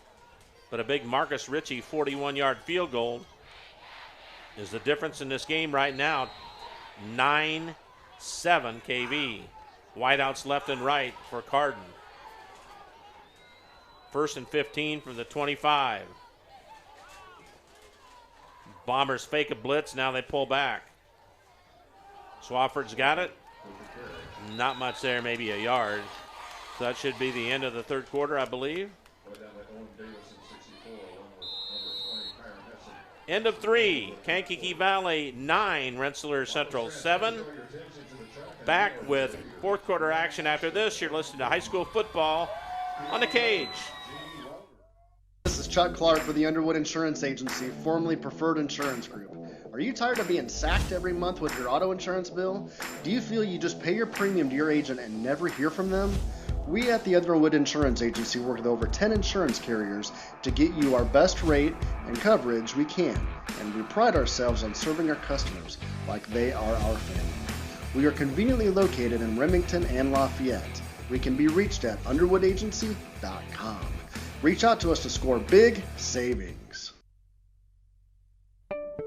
Working with our customers has been Kentland Bank's trademark for 87 years. We're dedicated to making your visit a lasting one, and helping you achieve your goals is our #1 priority. With 5 locations, Kentland Bank offers all loans needed for today's businesses and families, including car loans, mortgages, agriculture, and commercial loans. We're here to make your busy life less hectic by offering online and mobile banking, bill pay, and P2P payments. Member FDIC and equal housing lender. High school football on the Cage is brought to you by the Hamstra Group. Good to hear from our old buddy Baron Brendel, too, coming out of retirement to help us out. Baron! Thanks, Baron.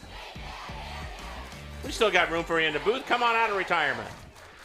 Bob Kurtz, Bill Kay, Adam Kurtz, Jeff Gastineau with you. 9-7 Cougars starting in the 4th quarter. They had the ball against the wind. 2nd down and 13. Carden with the inside handoff. Flip. Not much there either. No. They've been going nearly 90% of their plays to Swafford. Yeah. I think that's the first time other than Swafford. Who was that runner? Sneed?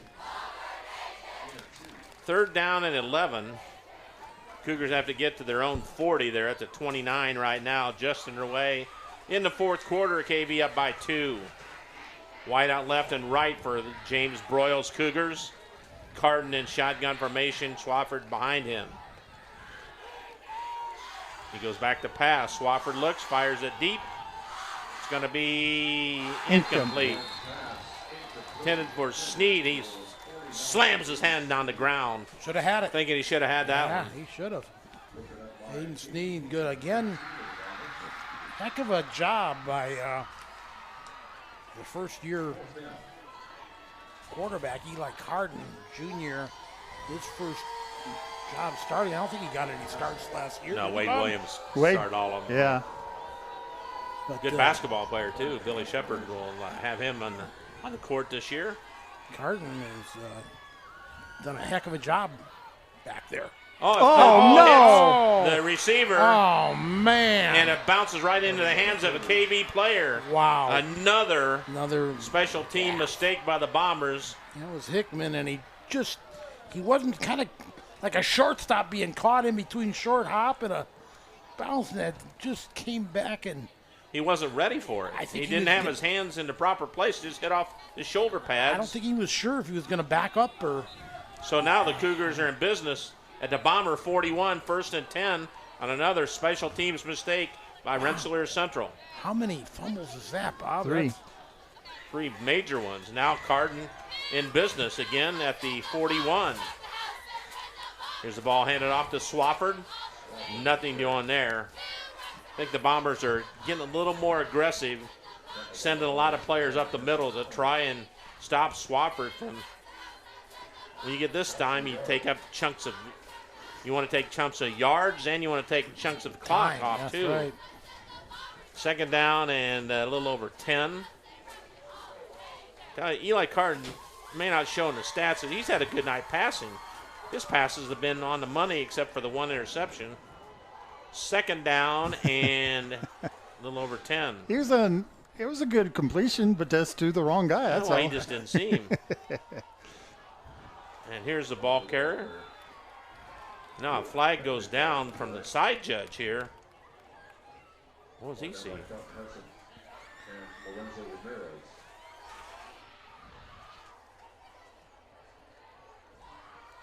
Personal foul. Personal foul, this time on the Cougars. That was called from the official that was standing right in front of the Bomber bench. So the Bombers have had 2 personal foul penalties, and now this is the first one for the Cougars, and those are killers. The ball right now stands at the 38-yard line of Rensselaer Central. It'd be 3rd and 7, but I believe it's going to be 2nd and way long, right? More than likely. Officials taking their time explaining it to the Cougars, I think. Yep.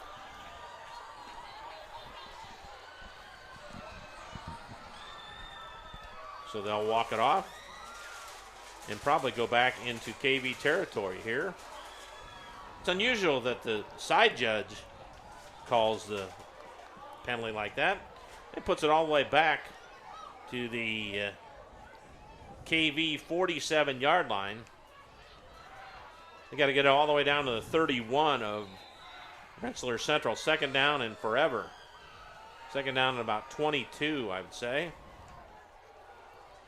Passing time now for Carden, I would believe. Wideouts left and right for the Cougars. Swafford right behind Carden. He lines up the Bomber defensive backs back up. The slant pattern is caught by Ritchie, trying to elude the defender. A good tackle. Nice. One-on-one by number 34 Addison Wilmington, the 5'8", 150-pound junior. If he hadn't stopped them, Ritchie could have ran for another 10 yards. So they're back to the They got a couple out of that. little, they got a, yeah, that Four, wasn't much, yeah. yeah. Up to the 49-yard line of Rensselaer Central. Cougars lead 9-7 over Rensselaer Central in the Cracker Barrel game in the fourth quarter here. Hope you're enjoying your Friday night. That's right, because it was on the other side of the 50-yard line at the 48-yard line. Third down and long. Carden rolls out to his right, looking, fires it out, and it's going to be caught, a sliding catch. And that's going to be short of the first down, but a good catch by number 13. That's Logan Fugit. I think the Cougars are going to go for it now on 4th down, and they got it all the way down to 4th down and 3 now. A beautiful sliding catch. He looks so comfortable out there. Yes, he does. Fading over to his right, throwing across his body. Are they going to kick it? No. Oh, he may be punting, or he could fake it here, too. I know it. The Bombers. He is faking it. And there he is. Wide open again. Same play again. Same play is right. Special teams are the difference in this game right now. Oh, without a doubt. That was just a slant out to the receiver for an easy first down, easy pitch and catch. The Bombers were wary of it, but they couldn't stop it. Another first down for the Cougars at the 28-yard line. Twice now the Cougars have picked up first downs on fake punts. That's been the difference of the game, the special teams play. First down and 10 Cougars. They were back in their territory 3 downs ago. Now they're at the Bomber 28, 1st and 10. What a clutch play that was by the Cougars. 8:08 to go in the ball game. Up the middle of Carden, Swafford gained big yardage up near the first down marker. I think he's got it. That fake punt, again, sparked the Cougars' offense. 10-yard pickup there down to the 18-yard line now. 1st and 10 Cougars with 7:49 to go. I mean, you say there's still half a quarter, but Cougars going to pound this ball, and they're in, I guess field goal range doesn't help much. They'd prefer a touchdown for sure. Carden gets it back, hands it off to Swafford. Got running room again inside the 15. Swafford with the carry. Stop by Hickman. Gain of 4.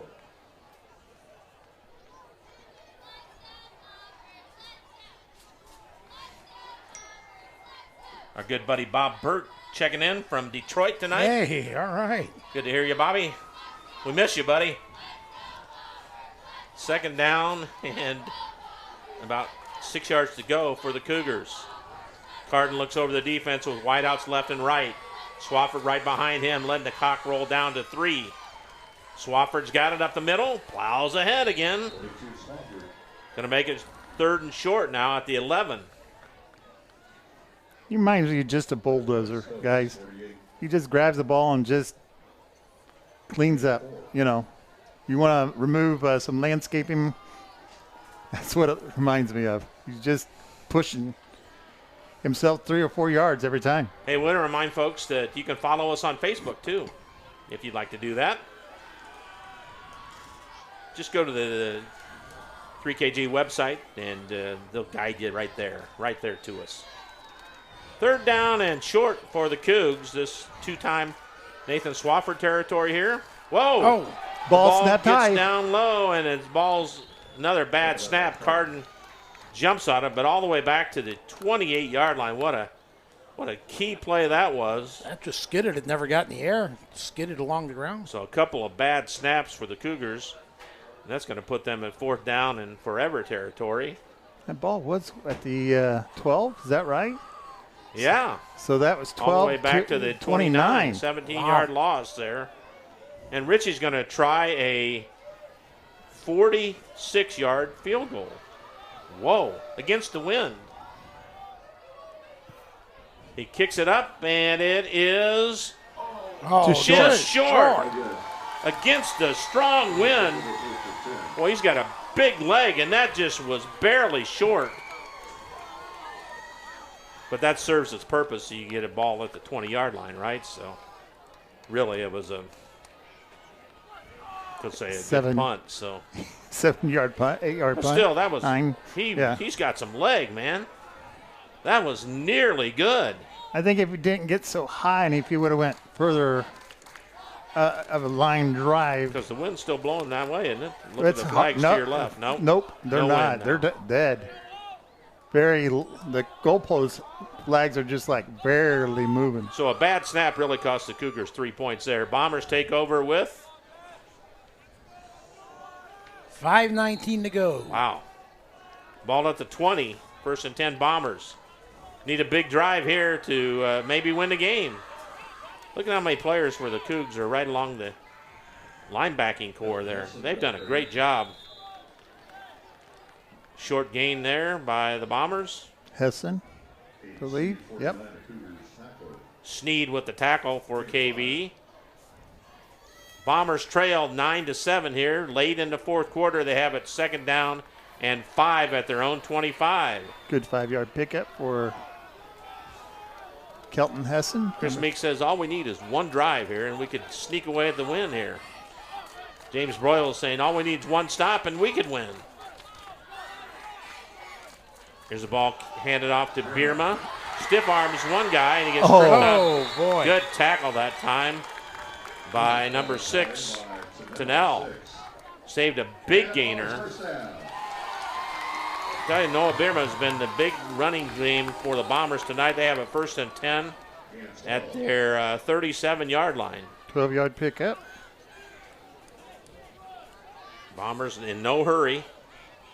They'd like nothing more than to run the clock down and run into the end zone, because they played a sloppy game tonight. Hessen. Handed off to not Hessen, but that's Wilmington. Wilmington. Yeah. Ran a lot of yards, but didn't pick up a whole lot. Well, maybe he got more than I thought. He got about 5. Yep. But it kept it in bounds, too, though, so the clock is sneaking down. Under 4 minutes now. Yeah, 3:50. Gut check time for both teams here. Bierma. Bierma's got it. First down. First down. He needs 1 or maybe 2 of those 20-yarders because time's going to be of essence here. Ball's 1st and 10 at the 50-yard line for the Bombers. Looking for a go-ahead score. They trail 9-7 here late in the 4th quarter. Bombers have never led this one. Hickman, shotgun formation. And it's up the middle. I didn't see who got that ball. It's Hessen. Hessen's got it. First down. That was a lot of misdirection there. Oh, it's Kyron Hessen, by the way. Okay. About the 38-yard line. Excuse me, 33. 33-yard line. Bombers looking for that go-ahead score late here in the game. 3:13 and counting. Who's going to give in? Oh, there's a ball bounced in. That kind of messed up the play there. That snap was yeah, it slowed it down. Too, it gave the lineman a chance to see where things were developing at. 9-7 Cougars lead. 2nd down and 8 from the 31-yard line. Snaps has been kind of low here this last couple times. Bombers need to stay away from those 3rd and 8s, 3rd and 9s. Yes. Big play right here, 2nd and 8 from the 31. Man in motion to the right. Ball pitched to the right. And, boy, that's going to be swarmed under. Great play out there. Number 30. By number defense. 30, Marcus Ritchie, who's had a great game. Now the Bombers have to take out, and just what Bill mentioned, it's going to be 3rd down and 10, what the Bombers didn't want. You're going to have to probably throw. We'll take a timeout. 9-7 Bombers trail back after this on the cage. This is Mark Legler from VEN Enterprises. We have been your local honor box and vending machine provider for 20 years. We provide no-cost, hassle-free snack and vending service in all of northern Indiana and west central Illinois. For a snack box or vending machine to be brought to your place of business, please call 219-261-2484. Family owned since 2000, we would love to provide our service to you.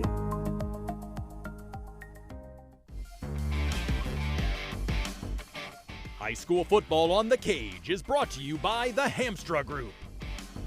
And also Rensselaer Central football brought to you by Hillcrest Dental as well. 3rd down and 10 for the Bombers at the 33. They got 2 downs to get 10 yards to keep the drive going. Otherwise, it's going to be tough for them to battle back. Don't forget our post-game reports coming from Rensselaer BP by the river. For every gallon of gas at the Bomber pump, 2 cents goes towards the Rensselaer Athletic Department. By the river, yeah, down by the river. Beautiful. 3rd down and 10 for the Bombers. Hickman in shotgun formation. He'll go back to pass. And there's a flag. It's going to be a holding. Obvious holding call. This play is going to come back. So it's going to be 3rd down and 20. Oh, my gosh. Look at where the flag's at. Yeah, it was holding. That was obvious. It was number 52. Fedler was coming on the big-time rush. No, that was number 32 that was on the rush. That's Will Danuski, and he got held, and you can't miss that.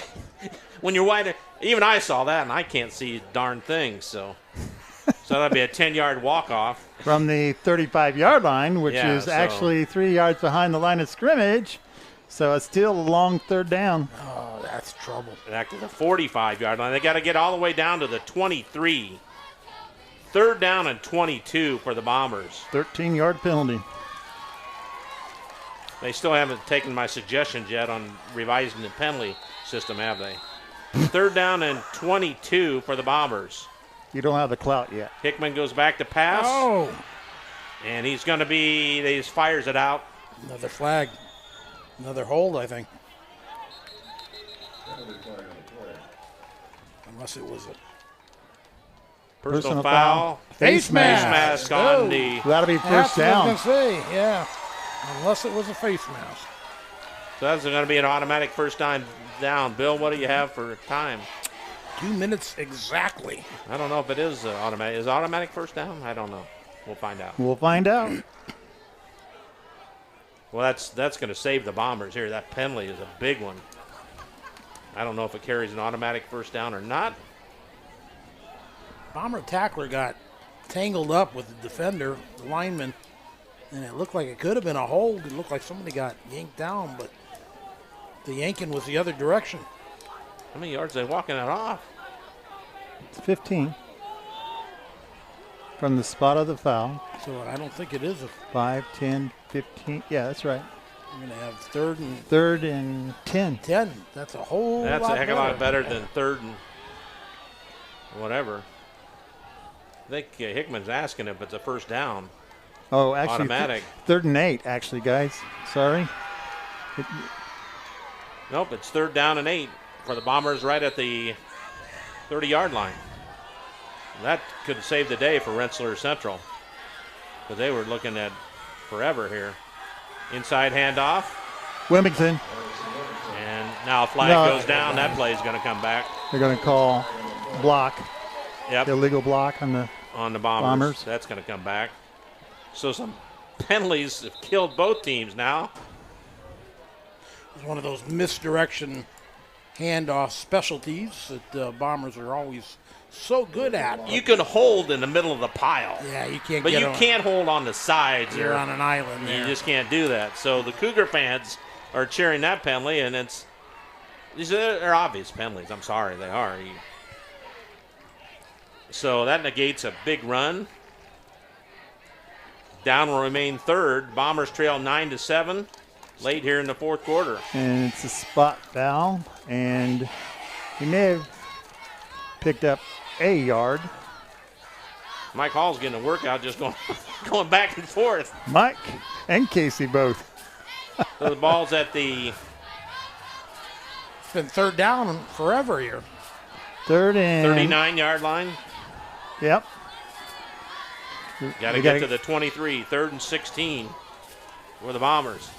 Trailing by 2. What an opening night here for high school football on the Cage. What an inaugural broadcast we're having here. Great game. 2 wideouts right, 2 left for the Bombers on 3rd and 16. Man in motion. Hickman goes back to pass. He's being rushed. Fires it deep. Bierma's got a guy wide open. And then Bierman's got it in the end zone for a touchdown. A 39-yard bomb from Hickman to Bierma in the end zone for the touchdown. The Bombers have grabbed the lead on the play of the game. The Cougar defender was not anywhere near Bierma, and he corralled it and raced into the end zone for the touchdown on 3rd and 16 from the 39. What a pass and catch. And the Cougars are devastated. The Bombers are elated. This is after the missed field goal of 39 yards, guys. Bombers started at the 20-yard line, went 11 plays, 80 yards. So what a clutch throw and catch that was. Bombers will go for 2 here.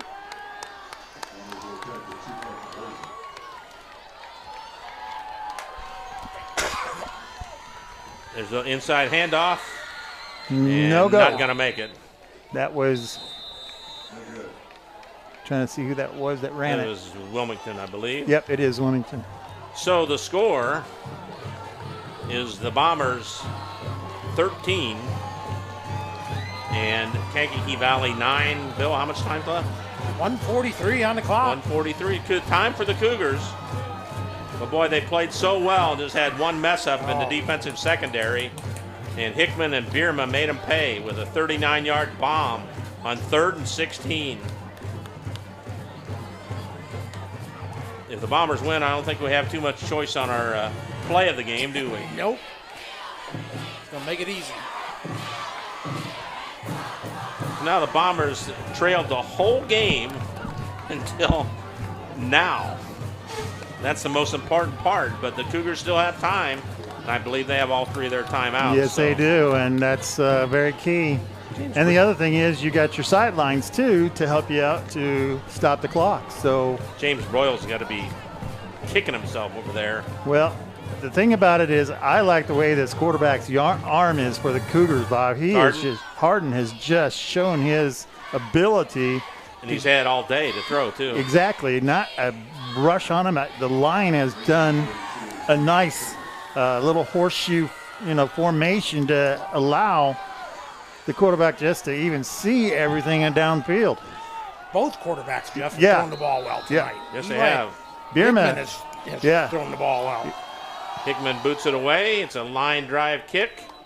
Fielded at the 5-yard line. Running in, and he slips down. Trying to get traction in. Yeah. His feet went right out from underneath him. I think that was Danuski. Fell down with the ball. He's hurt. Did he laying twist on the ground still? Twisted an ankle maybe or something. I'm not sure. He's just laying stiff there. Except his head keeps moving up and down. No. Oh, he's got a cramp. Yeah, there we go. Yeah, Bob Kurt special. I know somebody else named Kurt said had some cramps in his playing days. Oh, those are Nothing killers. worse. Those are killers, is right. See that around the first or second game of the year? They do that I want. It's still not getting better. Oh, mean more water. And we got to. You want to take one or no? No, we'll take it. What are some of the post games? Who are those sponsored by, Bill? We got a lot of post game. Or Jeff, you got them? Yeah, the post game report is by Rensselaer BP by the river. For every gallon of gas at the Bomber pump, 2 cents goes towards the Rensselaer athletic department. We have our play of the game. That's brought to you by Clark's Cutting Edge, enhancing properties and exceeding expectations. In Remington, Indiana, of course. And then player of the game. That's brought to you by Talbot's Manufacturing. Nothing better between the road and the load. From the trailers I like of that. Talbert's Manufacturing, bound to support the high school sports. And then Arnie's Pizza is bringing in the coach's comments tonight across from St. Joe College. Meet you at Arnie's. Carden has to take the Cougars on a 80-yard drive here. He fires it out. It's caught. They use the sideline, as Jeff says, and get out of bounds, I believe, didn't they? Or did they not? Maybe they didn't. Ritchie caught the down and out pattern of about 8 yards. So second down and 2. Clock still moving, 1:20. They've got to hurry up more than this. Cougars are really wasting a lot of time. They don't have time to waste. Carden taking a lot of time. He goes back to pass. Now he's being rushed. He's got some running room. A lot of running room, and he'll get out of bounds, I believe, and a flag goes down. Probably a holding or a block. We'll see what the call is here. That penalty was right at the 40-yard line. Didn't need to do that. That was away from the action. Nope, they picked up the flag. Okay, so it's actually balls at the 42-yard line. Yep. First down. 103 to go. Cougars trailing 13-9. But they've got to hurry. They're taking way too much time. Well, the penalty. No, there's no penalty there. No. Carden goes back to pass, fires it out over the middle. Good catch. Sliding catch. Number 21. By number 21 there. That's Chase Ulaki at the Bomber 47. Another first down, I believe, or if not. Yep. Yep, it is. Ball's at the Bomber 47, 1st and 10 Cougars. Clock starts again. Bombers into kind of a prevent defense here. Carden goes back to pass. He's being rushed. Now he slips out of it, dumps it out, and it's incomplete. Dangerous pass there. Good Second coverage. down. Kelton Hessen. 42 seconds left to go in the game. Bombers lead 13-9. Cougars can kind of reset here, maybe get a play or two called. 42 seconds to go. Ball's at the 47-yard line. The Bombers leading by 4. Carden Looks over the Bomber defense. Goes back to pass. Rushing out, flyers it out deep. Looking for a player, and it's incomplete. Right Threw it there. into a crowd at the 16-yard line. Good coverage. 33 seconds to go. 3 Bombers back there. The main one that had a chance was number 34, and that's Wilmington. You know, the Cougs really need to play about to get them to the 30 or 25-yard line so they can shoot for the end zone. They need to get a first down first. They got all their timeouts left, I believe, right? Yes. I think they do. But they need to get a first down here first. Richie out to the left. 2 guys out to the right for the Cougars. Carden goes back to pass. Fires it over the middle. Oh. It's incomplete. He had more time. I think He did, rushed. yeah. got rid of that a little bit. He rushed it too much. You're right, Bill. Weiss Williams was the intended receiver. 4th down and 10. This is the last chance for the Cougs right here. Ball's at the 47-yard line. 4th down and 10. Well, what a sweet win for the Bombers. Yeah. This would be, and what a heartbreaking loss this would be for the Cougars. Really controlled the game. Timeout. Really, Davies. they controlled the game until the very end here. They did. The whole game. I thought the Cougars were in control until they broke down defensively on that 39-yard touchdown pass. Brian Zacher huddled around his defense here, trying to get one more play in to give the Bombers a victory. Post-game show is coming up. We'll have coaches' comments. Try and get the player of the game out there to talk with us too as well. Jeff Webb will come up with some stats for us too. Player of the game as well.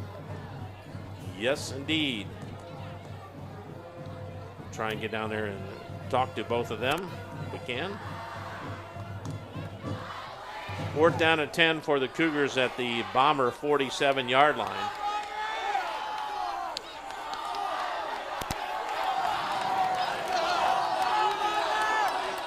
This is it for the Cougars. Don't get 10 yards, the game's over. Get 10 yards, they still have a chance. Carden in shotgun formation. 2 wideouts to the right, 1 to the left.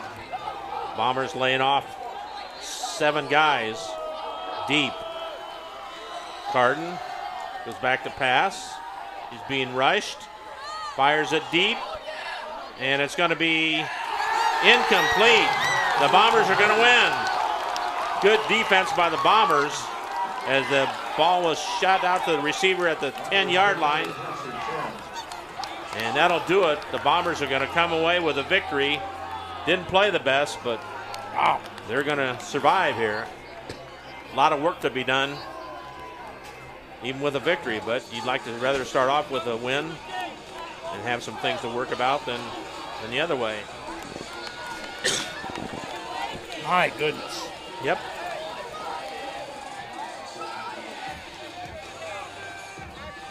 Cougar faithful kind of stunned. They are. You can tell. They thought they had that one in the bag with that one key penalty, man. That turned it around because it would have been 4th down and 30. Right. And they got a face mask penalty. Mask, yep. And that turned the whole game around. I think the Cougars would have won if I know they would have if that penalty hadn't occurred. But player of the game's got to be Noah Biermo, right? I would absolutely say so. Jeff, do you agree on that? Sure. He had a lot of running yards and caught the big touchdown pass. Got by the defender at the end.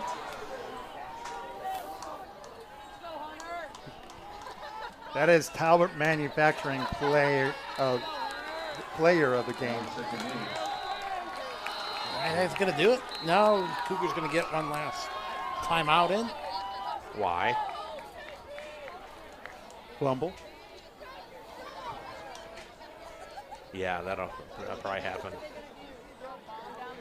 And I can turn my neck too. That's going to happen too. So. Be interested to see Coach Chris Meek say. I know he's got a lot to work on because this wasn't the best game for the Bombers at all. Chris Meeks is not a fan of turnover, sloppy play. Yeah. And the Bombers were guilty of that a little bit too much. But they made it. They made the big plays when they had to. I know that's why they called the timeout, so Russ could say they line up in victory formation. That'll do it. Bombers win 13-9 and keep possession of the Cracker Barrel. And Cougars had a chance. Just couldn't come up with a big play at the end. Post-game show is coming up next. We're listening to high school football on the Cage. For over 60 years, Hamster Group has helped build America. In 1958, a small Northwest Indiana builder began constructing homes. Through the years, by following the motto, quality and integrity you can depend on, Hamster Group has grown.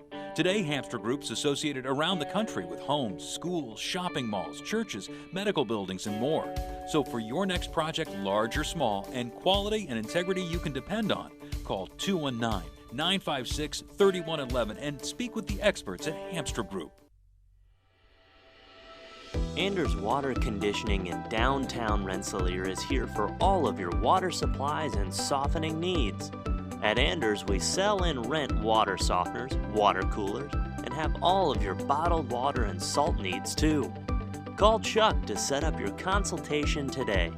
219-866-7430. Anders Water Conditioning, family owned since 1991. If you're looking for a great look and lively conversation, stop by the Soon Salon in downtown Rensselaer. Let owner Lisa Ohanas take care of all your hair care needs. From cuts and colors to fingers and toes, Lisa will have you loving your look. Schedule your appointment by texting Lisa at 219-819-5744. The Soon Salon, located at 126 North Van Rensselaer Street. This is Mark Legler from VEN Enterprises. We have been your local honor box and vending machine provider for 20 years. We provide no-cost, hassle-free snack and vending service in all of northern Indiana and west central Illinois. For a snack box or vending machine to be brought to your place of business, please call 219-261-2484. Family owned since 2000, we would love to provide our service to you. After a hard day's work or play, it's time for some relaxation, and there's no better place than Unwind on Front Street in Rensselaer. For massage therapy, facials, spray tanning, yoga classes, and wellness, stop by Unwind. They also offer student-athletes 30-minute massages for $25. Alina would like to thank Unwind's loyal customers for their patronage since 2016. To make an appointment, call Unwind at 219-869-0290. Pulver Psychological Services offers psychological counseling, consultation, and assessment. Locally owned and operated, Pulver Psych focuses on solutions for the community and serves as support for individuals, families, and organizations. Whether you're in need of personal, family, or success counseling, Pulver Psychological Services can help you reach your life goals, increase work satisfaction, have better relationship compatibility, improve sports performance. Get in touch with Pulver Psychological Services by visiting pulverpsych.com.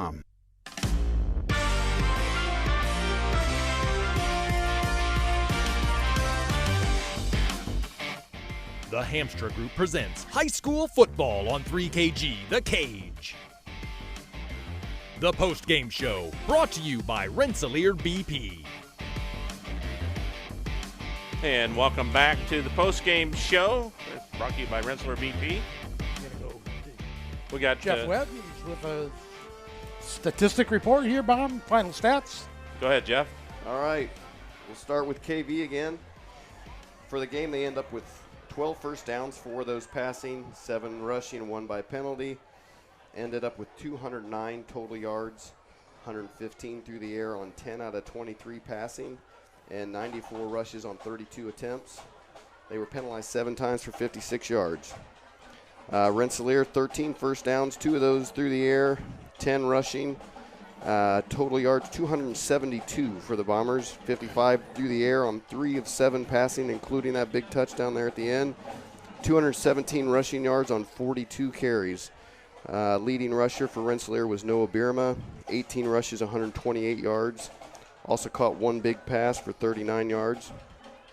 Leading rusher for Kankakee Valley was Nathan Swofford, 28 carries for 96 yards.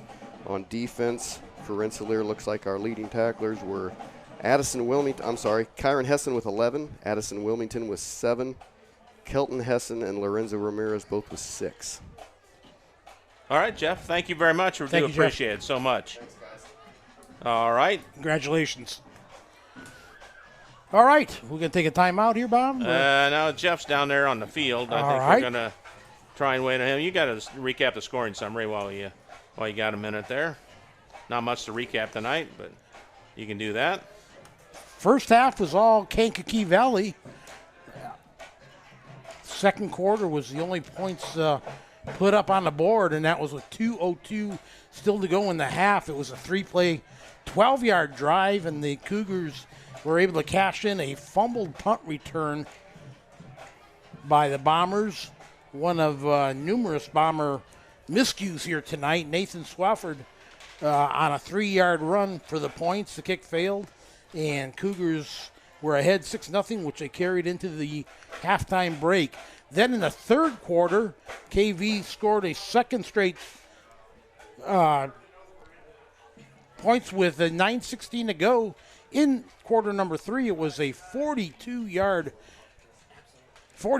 field goal by Marcus Ritchie, capped off a 5-play, 42-yard drive, and made the score 9-0 at that point.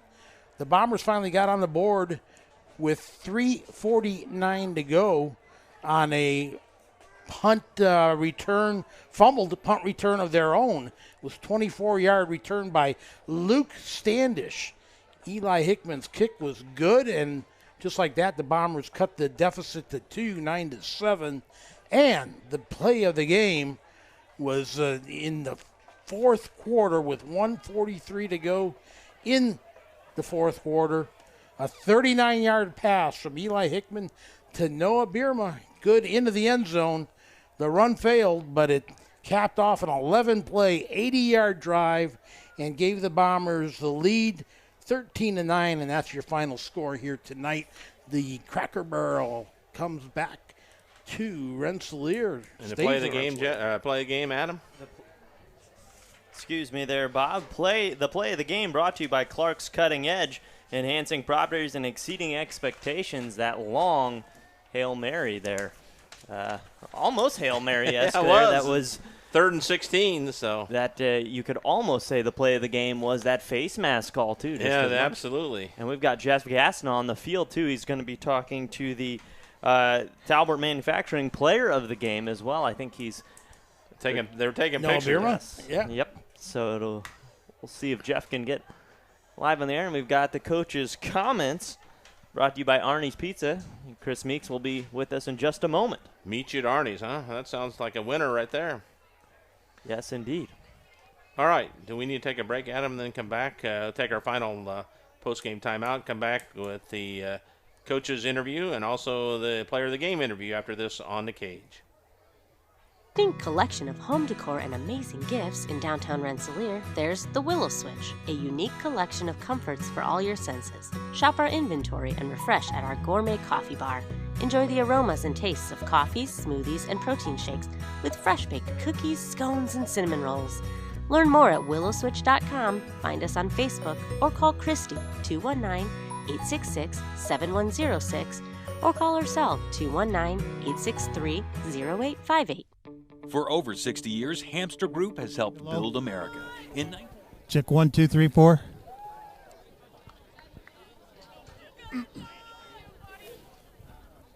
All right, I'm here with Noah Bierman. Noah, congratulations. Boy, you guys had to fight hard tonight with this victory, and tell us a little bit that last play there that put you to the end zone. We were down, and Coach we thought about it. We called up the play, and I was ready to make that play. And I ran down the field. I saw there was some confusion in the backfield, it looked like. We were slowed down, but I just kept going, got open. Mouse, the quarterback, he found me deep, completed the pass, and I got in the end zone, and it sealed us the win. You are a workhorse tonight, and Talbert Manufacturing is our sponsor that is calling you the player of the game here tonight, and congratulations to that. You had to fight your way through the line. The line did a good job there, it seemed like, for you in that first half there. Yeah, well, thank you for that. It was a pretty tough game. We faced some adversity from the start, lost a couple players to injuries and other stuff, and we had to step up and just make some plays. And I saw some openings, got to them. Been working hard all year, just ready to go, and I just fought, kept going. It seems like you guys have a no-quit attitude. Your coach has installed that into you. Is that all these years helped you even at this moment? Yeah, over the years, we've always as a team just worked to keep pushing through everything. We had a couple turnovers tonight, but we didn't let it get to us, and we just kept pushing, kept going hard, and just kept working together. And we would pick each other up and be positive whenever we made mistakes, and just recover from it and keep going. Well, congratulations! You did a nice job tonight. Wish the best of luck to you the rest of the season, and good job with the Bombers, right? Yep, thank you. Again, our Talbert's Manufacturer Player of the Game is Noah Birma. Guys, take it away. The Talbert's Manufacturing Player of the Game. Nothing better between the road and the load. Proud to support high school sports. Talbert Manufacturing. For over 60 years, Hamster Group has helped build America. In 1958, a small Northwest Indiana builder began constructing homes. Through the years, by following the motto, quality and integrity you can depend on, Hamster Group has grown. Today, Hamster Group's associated around the country with homes, schools, shopping malls, churches, medical buildings, and more. So for your next project, large or small, and quality and integrity you can depend on, call 219-956-3111 and speak with the experts at Hamster Group. This is Mark Legler from BEN Enterprises. We have been your local honor box and vending machine provider for 20 years. We provide no-cost, hassle-free snack and vending service in all of northern Indiana and west central Illinois. For a snack box or vending machine to be brought to your place of business, please call 219-261-2484. Family owned since 2000, we would love to provide our service to you. Hi, this is Chuck Clark with the Underwood Insurance Agency, formerly Preferred Insurance Group. Are you tired of being sacked every month with your auto insurance bill? Do you feel you just pay your premium to your agent and never hear from them?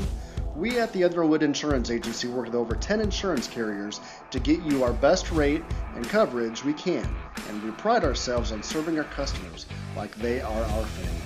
We are conveniently located in Remington and Lafayette. We can be reached at c.com. Reach out to us to score big savings. Rensselaer Bomber football on the cage is brought to you by Hillcrest Dental. And welcome back to the post-game show. Coach's comments are brought to you by Arnie's Pizza across from St. Joseph's College. Meet you at Arnie's. And victorious Bomber coach Chris Meeks has come up to join us. Chris, congratulations, man. It wasn't it was up in the air till the end, and you guys made a big play and won on a big 39-yard pass play. Yeah, I mean, it was a tough game, and that's what we anticipated coming in. And in these games, you don't know if they're going to be track meets or defensive slugfest. And tonight it was a defensive slugfest. I thought both defenses played very well. I thought at times we moved the ball and then would get down inside the 20 and either shoot ourselves in the foot or they would just stop us. And same with us. I mean, I thought we did some great things defensively, but it just came down to us making one more play than they did. And what's interesting is I thought the special teams really hurt us in the first half. And lo and behold, what got us jump-started was a special teams play where, they snapped the ball over the punter's head.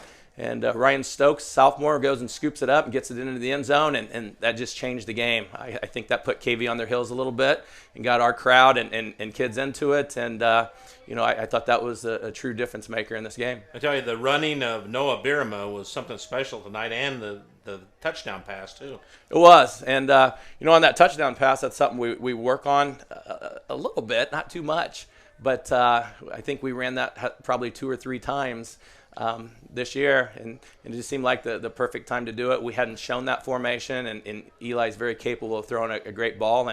And Noah ran a great route and got open, and Eli put it where it needed to be. And give our line credit. We struggled at times blocking those big linemen from Kankakee Valley and their blitz packages, but on that particular play, we gave Eli plenty of time, and he made the play when it counted, and that was the difference.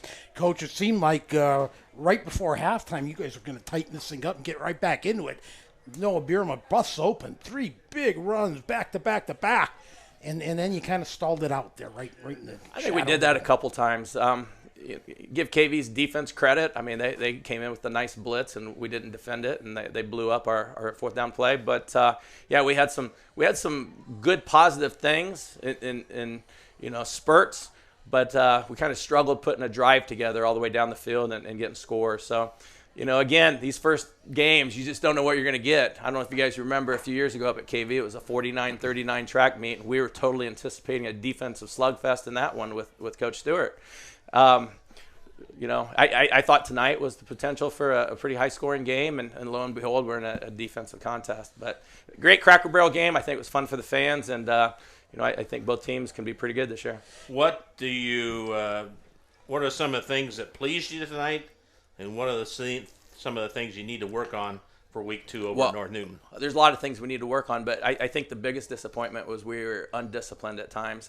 We had some just dumb penalties, 2 unsportsmanlike. We had a kid ejected. That's not going to happen, and that's going to get cleaned up, and that's not who we are, and we don't want to be that. So we'll get that fixed.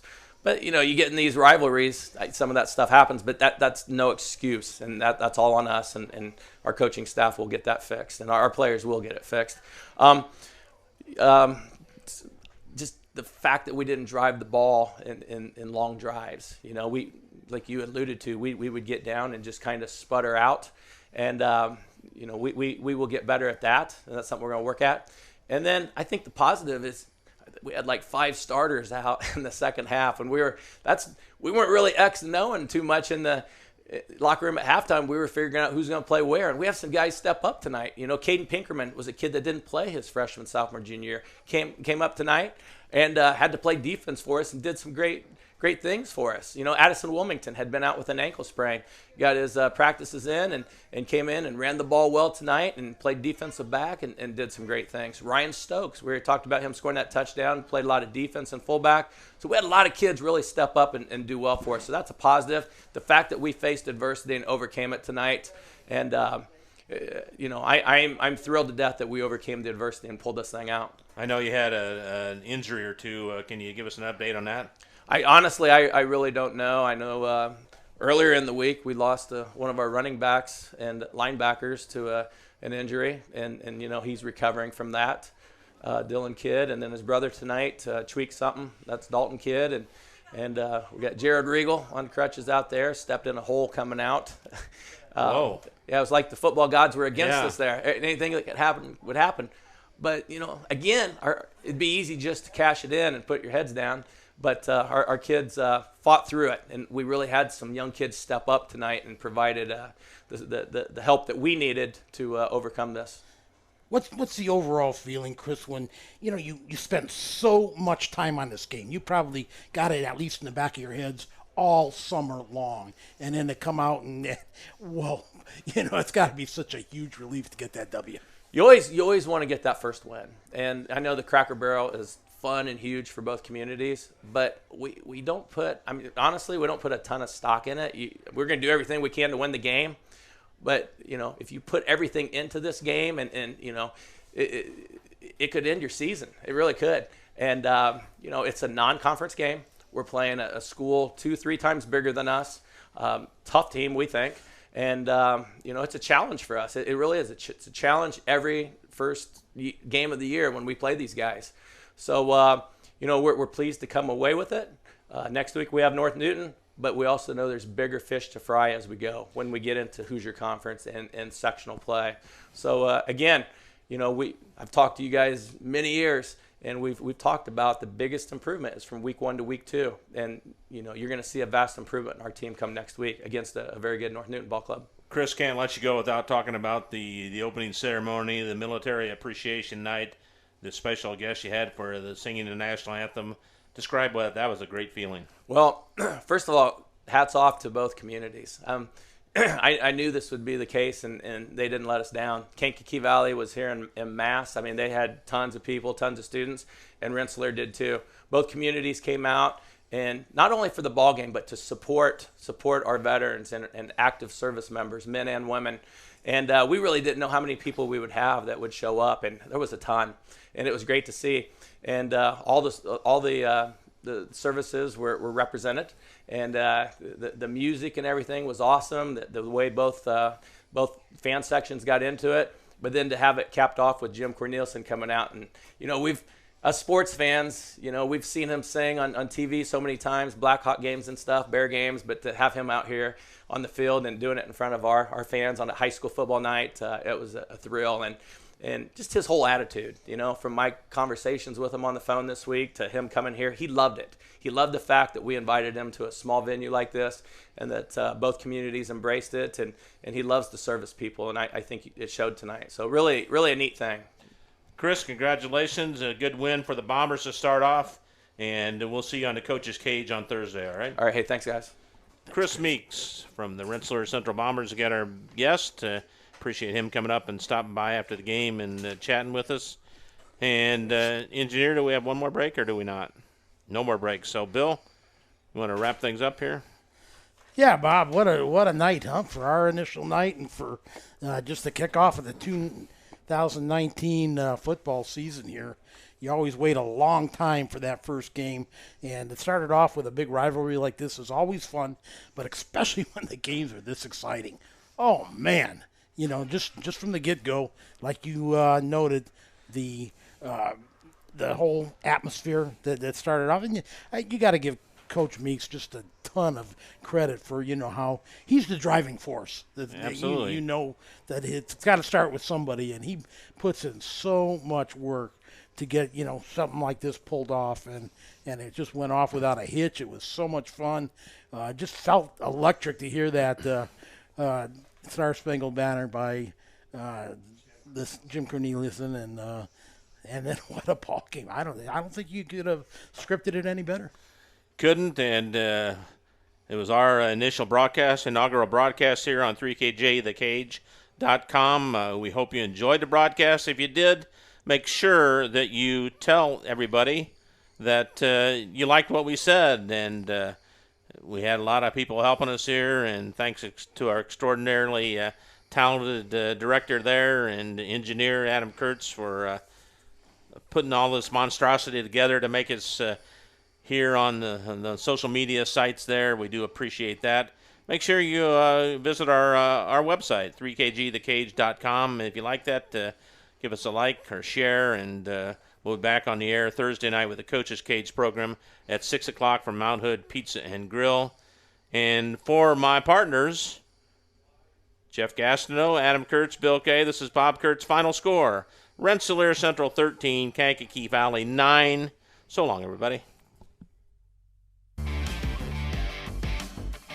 High school football on the Cage is brought to you by the Hamstra Group.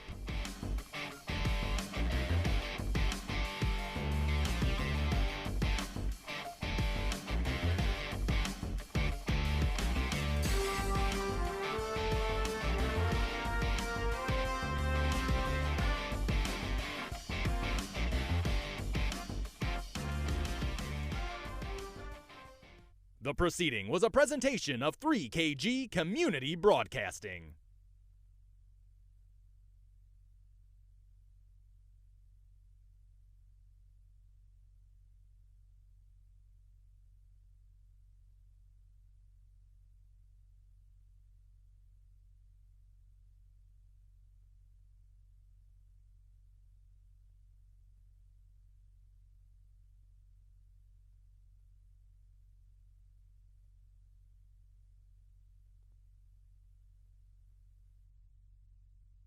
The proceeding was a presentation of 3KG Community Broadcasting.